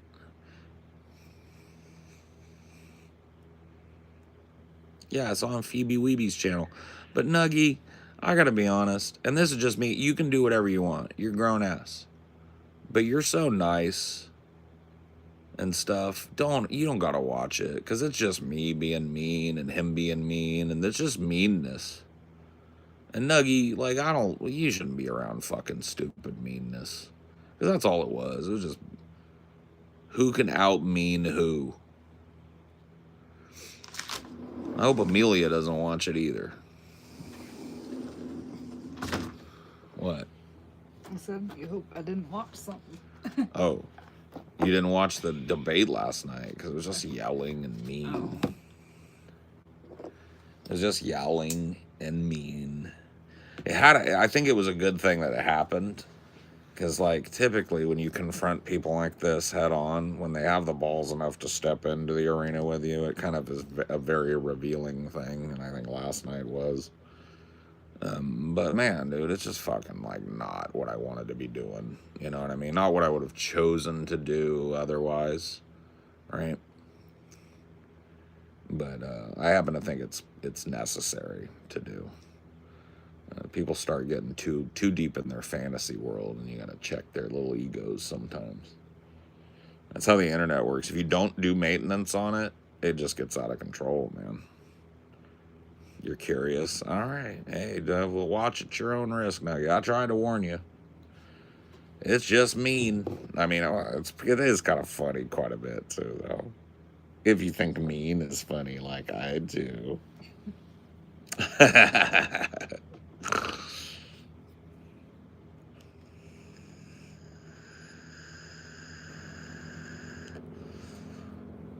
Oh, yeah, Alonzo, man. Well, can I tell you something that's going to blow your mind, bro? I have been a YouTuber for almost, like this year, it'll be 20 years, pretty much, right? That I've been YouTubing. Or maybe next year. And this year, it'll be 10 years that I've been doing it as my job. 10 years. All my money. I don't got a side gig or nothing. I do every fucking dollar that I make as a podcaster for the last decade. So, I mean, the backstory goes back as far back as you want to dig, homie. Like, I was on the Drunken Peasants, which was maybe one of the most influential podcasts on the platform in history. That's where I got my start. Yeah, 07, bro. I created my first channel on YouTube in 06, and I started vlogging then, right? Because you couldn't stream then. And as soon as YouTube added streaming, I was an early adopter of that shit. I was on that shit. And I've been doing it ever since, man. So there are very few people on the planet more experienced at it than I am. And dude, the lore is so deep on me, bro. It goes back, man. It's very tough to even try and quantify it all, man. I did the duty stain challenge, Alonzo. I did the duty stain challenge, bro. I've broken every YouTube rule.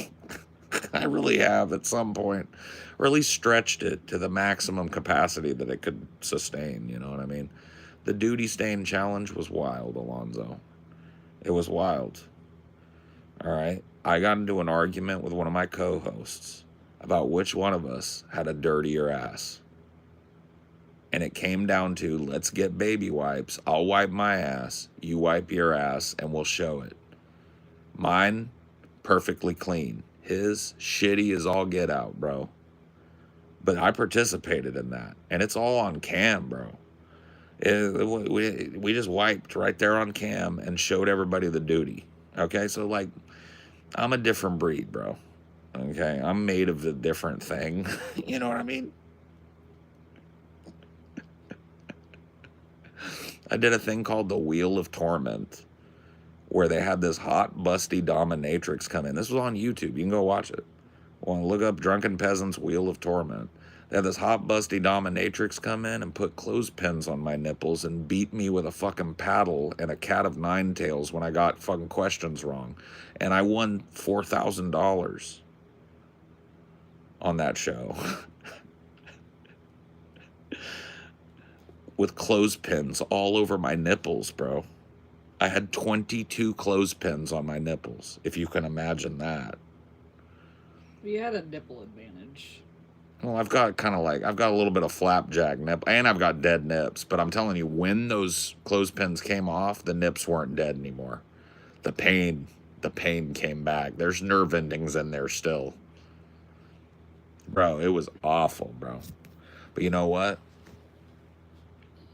I did it all for the nookie, you know what I mean? But yeah, you know, the lore, and that's surface level shit, bro. That's the shit that's easy to find out about me. Do you know who Milo Yiannopoulos is? Since you asked about fucking politics, you know who Milo Yiannopoulos is? Gay Republican guy with the floofy blonde hair, blah, blah, blah, blah, what claims to be ex-gay now. I ended his career. That was me. So you remember the clip that came out when Milo was about to speak at CPAC of him saying, like, talking about how he was molested by a priest and he thinks it's a good thing and all of that shit? I asked the question that he answered that got him destroyed. Yeah, he never came back from that shit, bro. That was me. He was like riding high on the hog on Bill Maher all the time and shit. He was about to be the keynote speaker at CPAC. And I got him fired from that and destroyed his career with a single question. Yeah. Took Milo out the game. I mean, the lore is deep, bro. It's the way it works.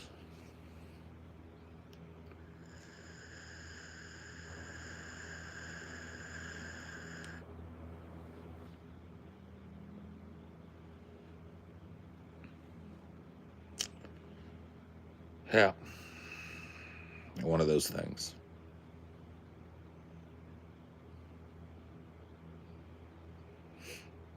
Last I heard, he was being frisky with some weird preacher freak.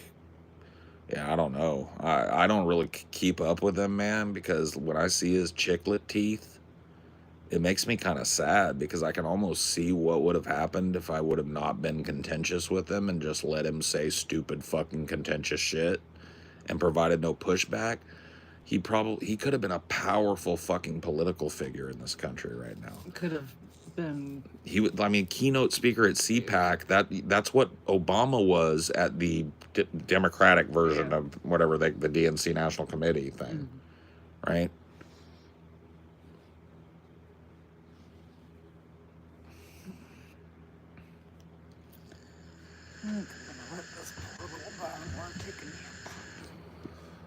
All right, baby. Well, I love you.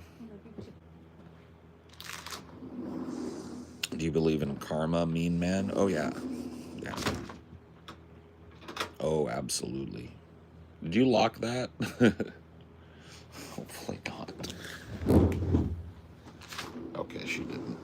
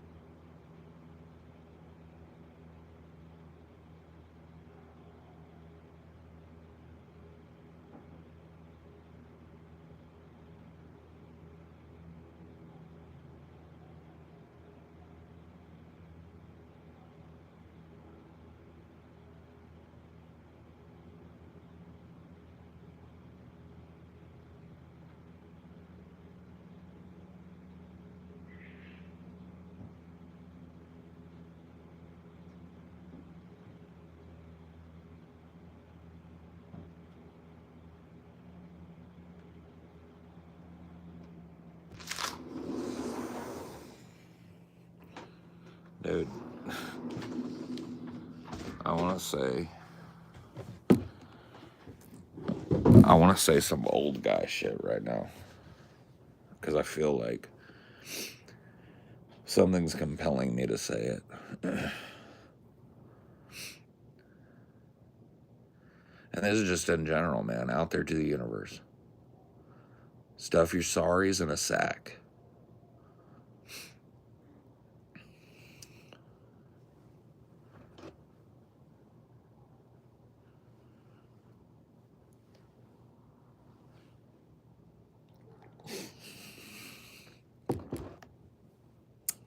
That's it.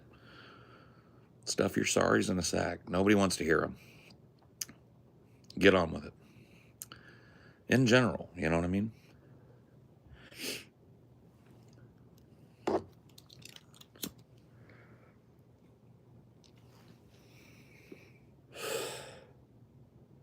I don't know why I felt the need, but that has been stuck in my head.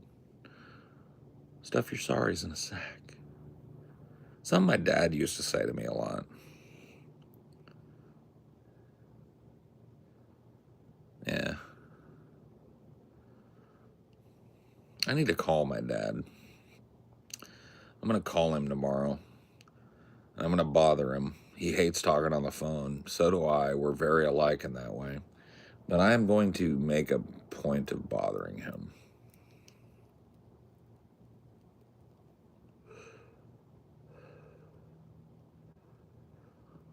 If you believe in karma, are you concerned about being mean coming back to you?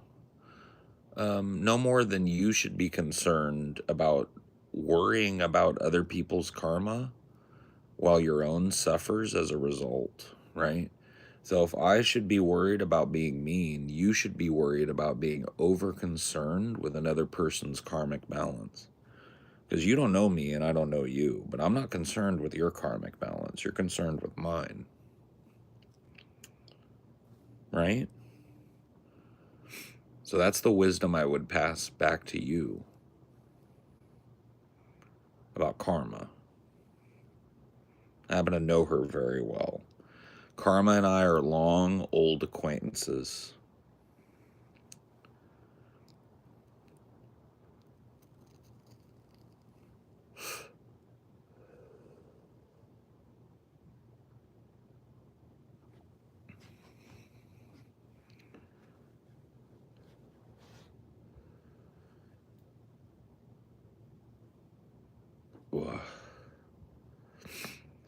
Well, I know you probably weren't in here earlier, rank of all, or rank off all, or whatever the fuck. But we talked about free will, and I don't believe free will is true. I believe we live in a deterministic universe. I explained it all earlier. You can kind of rewind and check that out if you want. I don't feel like repeating myself. But the problem I take with what you said is free will. Now, I do think that there's some wisdom in talking about how you reveal people when you see how they act when they think no one's looking. I think that that's true. How people act when they have anonymity is often the most revealing thing about a person. If you really want to take a look at what a person is at their core, take a look at how they feel at liberty to act when they feel like nobody knows that it's them doing it.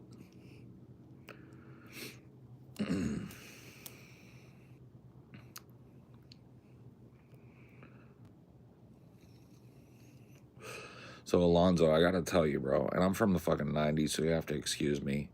My favorite basketball player of all time played for the Charlotte Hornets in the 90s. He was the center. His name was Alonzo Mourning. And every time you post, I think of Alonzo Mourning, bro.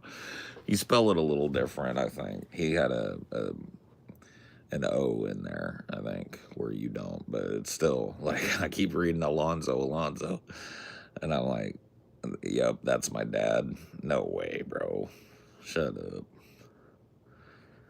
Get out of fucking town, bro. There ain't no fucking way I'm believing that. You're pulling my plonker, bro. You trying to pull my plonker, bro. You ain't no fucking, dude. If If you're Alonzo Mourning's dad, that's fucking wild, bro. Oh, nah, but man, that's who I was named after. That's cool. No, that's awesome, bro. Yeah. It just makes me think. Alonzo wasn't a very popular name in the world until Alonzo Mourning. And then I know like 5 Alonzos, I think. Pulling my plonker, bro. Yeah. You trying to pull my fucking plonker?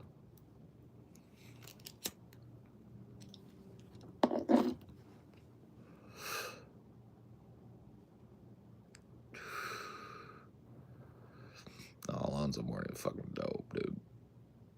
You took a question you solicited personally, not here to judge. No, I mean, it's okay. I mean, like, okay, well, maybe I did take it a little personally because it felt judgmental. But I didn't mean it to come off judgmentally. And I did say that you had a point, right? But I do say that there's karmic balance and over concern with other people's karmic balance, right?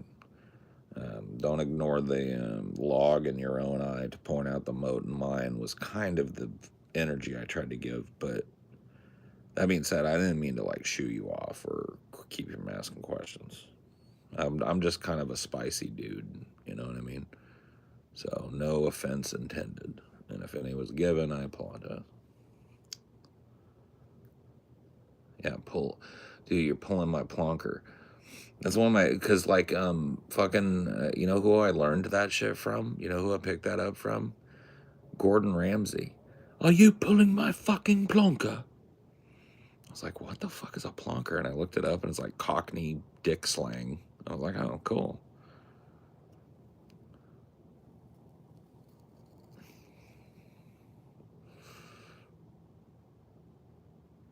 Is there any particular YouTuber that you look to Tao? No. I don't follow any like religion Taoist vloggers or anything. Taoism is a very personal thing to me. So part of my practice is I get up in the morning when the sunlight is kind of coming through my window and I sit in my chair and I get comfortable and I read the Tao Te Ching. I just kind of like pick up where I left off, and when I finish, I start over again. And I read a passage or 2 or 3, right? A page or 2. And then like a diet of the mind, I kind of put it away because I do believe that the Tao Te Ching is best sampled, right? It's like a meal that you should eat small. You shouldn't try and read it cover to cover. It's not meant for that. It is almost a focal point for contemplation on your day. And then I do a little meditation, I do a little stretch, do a little this, do a little that, have a little smoke, have a little coffee, you know what I mean?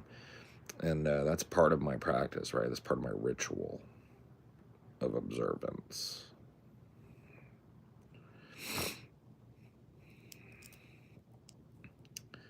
The Alabama of English accents. Is it really? I mean, I guess it could be. Well, I've heard you talk about the Tao. Yeah, well, I'm studying it, but it's also very personal to me, and I'm hesitant to like talk about it too much. Because once again, like it's just one of those things that's like I like talking about it, but I'm hesitant to talk about it like I'm any authority because I'm not. Right? I am very new to the idea of practicing religiously anything, right? And so just in that, I'm behind the curve. So I'm in no place to start like lecturing people on Taoism. But I do like talking about the philosophy and what I think about the Tao. That is cool. I enjoy that. But I just don't like harping on it because like one of the things, man, I am so fucking... Dude, I've been non-religious most of my life. And only the last couple of years have I started dabbling in this idea of having a personal religious practice. And the one thing I want to avoid above all fucking things is being an evangelist for any fucking religion. So I will say front and center, I don't care if you become a Taoist. I don't even really want you to become a Taoist because I don't want to talk to you about it, right? It's my personal shit. It's my relationship with my own mind and the world around me, right? And the Tao. So, yeah, I really love talking about it, but I also don't want to start sounding like a guy that's trying to convince people of this, that, or the other, right?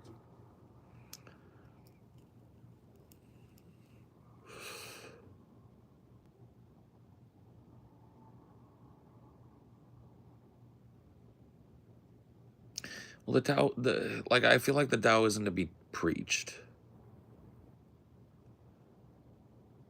It is to be contemplated, right? And so it's much better for me. Now, contemplation can be conversation. Those two things can go synonymously. But I just never want to ever, I don't even want to come close to slipping into that. I'm trying to recruit you. No, you can hella ask questions. I'm not closed off to questions. Just know that I haven't been practicing long and I'm new to being a religious person in general. And I don't really consider myself to be overtly religious. I have a private practice, right? I do a private religious practice. I share a little bit about that journey when I talk on these. But I don't know everything, man. I can't quote chapter and verse and all that. I take time for silence every day, multiple times a day. I can't live without it. Yeah. It's part of the reason I live in the middle of the fucking woods. I don't know why I'm whispering. I'm in the middle of the fucking woods. Feels like I should. It's night in the woods. No, so silence is really important to me, and not just philosophically or meditationally speaking, right? So I have hearing damage. Um, I did not take care of my hearing when I was younger, and I grew up at a time where there was no like hearing protection on earphones and stuff, no limiters, and I had this pair of analog headphones that my parents had that hooked into an old 70s hi-fi system, and you could get such fucking amplitude out of that shit that I just got to the point where I was listening to music so fucking loud, and it felt so good at the time. And then as I got older, I started like going to a lot of rock shows, and I roadied very briefly for a band called Spread Needle, and I would help them set up, and then I'd kind of fucking watch the thing, and I'd always be right by the speaker stacks, man. So I got tinnitus. I don't hear very well, and so silence is important to me because of that as well. Because loud noises, like it's not that like I'm deaf. It's just like I have a problem with noises that are either really soft or really loud, and there are times I get overwhelmed with it, right? It's better sometimes and worse sometimes. It has to do with how things flow through my sinuses too, because all of those eustachian tubes in your ears are connected, and I've got a lot of sinus problems too. So, yeah.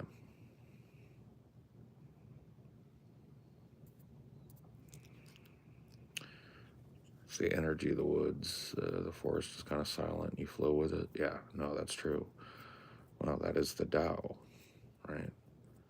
So if I'm being hushed, it's probably in reverence for the Mother Tao, because I feel her presence out there tonight, but I feel her presence everywhere.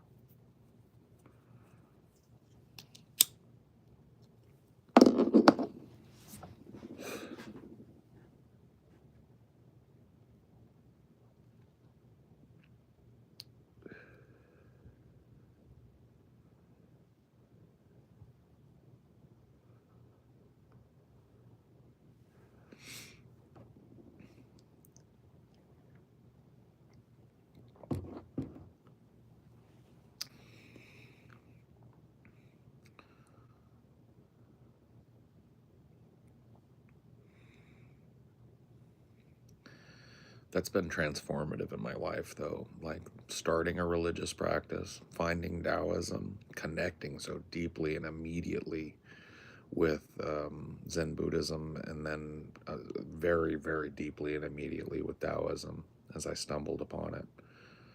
And not really holding myself to any kind of standard. I do what works for me, and I observe the way I observe. I'm not really looking to do it in the traditional way, right? I observe in the way I observe, right? And I have my practice and I have my beliefs. They're personal. I don't push them. But it has fundamentally changed my outlook on the world. It has given me a peace and a comfort that, is very kind, very, very nice and very kind to me. And so it's important, it becomes important to me.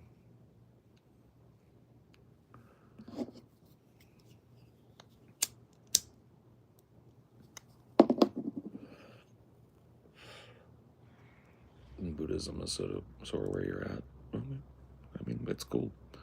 Be where you are, man. It sounds like you care about the right things. So you can't be doing wrong by my book, but there is no book by my book, right? Life is a choose your own adventure novel, man. And what works for you may not work for me, and vice versa. But I believe you got a right to do what you do, and I got a right to do what I do, and it's one of the things that makes us all so fucking interesting. As much as I can hate, humanity sometimes and get exasperated with it, because sometimes the chat will just be fucking retarded, bro. And I'll just be in here raging at people. But it's just like, man, why? But I keep coming back here. For 20 years, I've been doing this. And so clearly it's because you're also goddamn fascinating. I never know what you're going to say next. I never know what kind of contention might fly in my face. I never know how my mind might not be changed, or my position might be augmented, right? It's like an adventure. But it's an adventure with no destination. I'm not chasing enlightenment. I'll be chasing the Tao in contemplation for the rest of my life.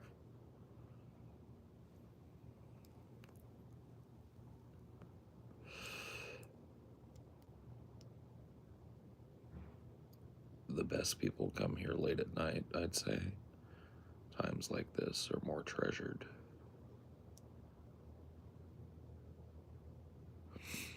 Maybe you're right about that, bro. I don't know. I couldn't tell you. Because I feel like sometimes I do these late night ones and it's just like DB. But I do think that a lot of that is kids. And kids are forced to be in bed and shit. No, I guess they're out of school, huh?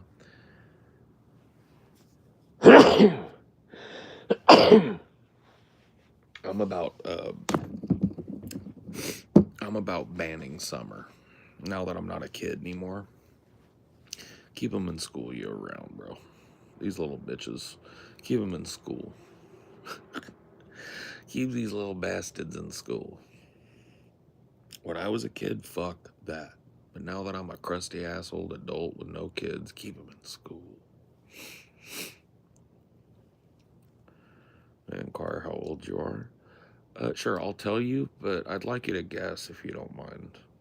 I always ask people that. It's a weird question for me because I would never care, really. So that's why. Like, what do you think I am? How old do you think I am? How old do I present? 55? Jesus Christ, son. Yeah, I'm 45.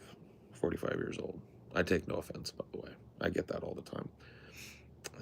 Around the time I hit 15, I started getting that I look 10 years older than I am.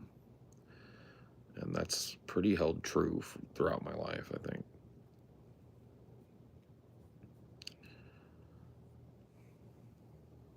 I think it's something about the eyes. That's what people tell me anyway when I ask them to elaborate. I've got a very hooded eye, very deep set, and, that's what they tell me anyway. They say the eyes look old. I feel it.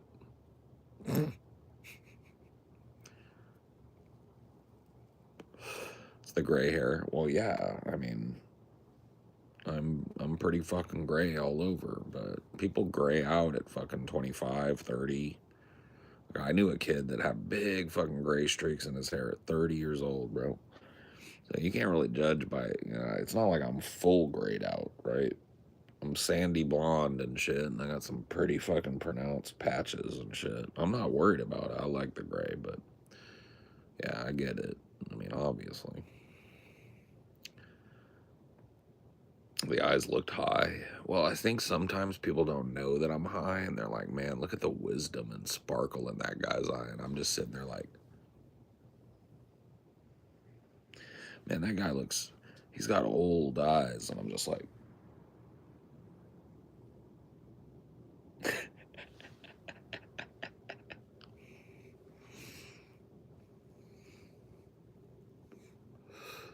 yeah, bro, it's that fucking dank ass wisdom I've been smoking on, bro. You know how it is. Whatever, dude. You guys are a trip tonight, man.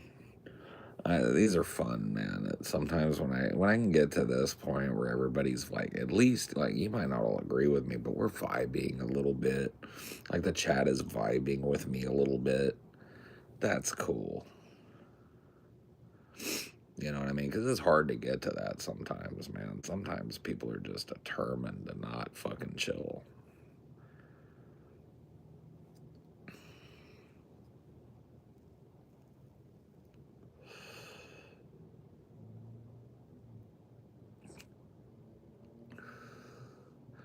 But it's been a while since I've had this chill of a crew that wasn't mostly comprised of people that I know, right? Like, I got a lot of regulars in here that are recognizable, and there's a bunch in here, but it's like most of the people that have been really engaging a lot tonight are people I don't know, which is wild, man. That's cool. I like that.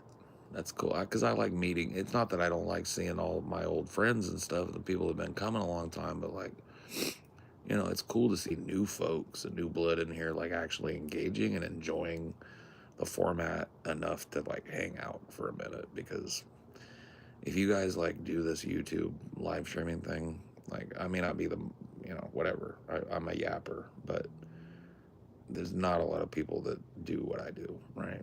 Like direct chat interaction. I don't beg you guys for money. I don't care if you give me money. People are always nice and they do, you know, but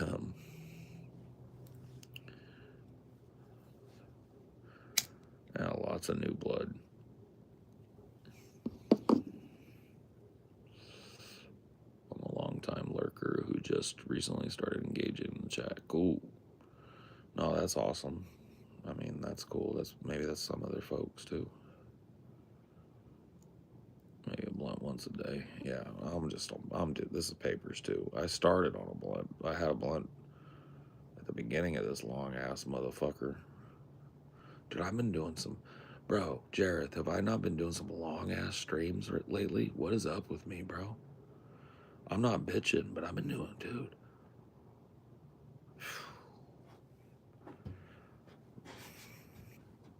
You know, these are usually like an hour and a half, maybe 2 hours. I go, fuck it, I'm out. But dude, I just been vibing with the chat lately, bro. I've been feeling the deep vibes. I almost did a fucking 100 to 0 on this phone earlier, and I'm about to do one on this one again. Putting in work. And a lot of people say, for nothing. That's what they would tell me. I don't think it's for nothing, man. No, conversation is powerful. And if people will just sit down and have it, right? You can have fun, you can laugh, you can make fun of each other, and you can learn some shit about other human beings. I like that.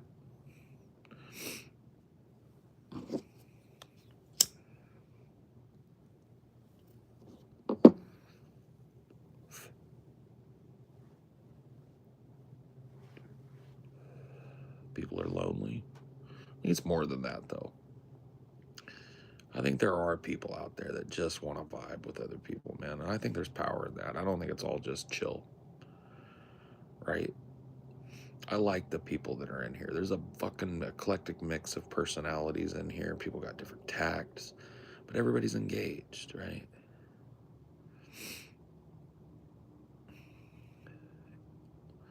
You made my night hella better. I'm glad to hear that, bro. Morning, Pradam.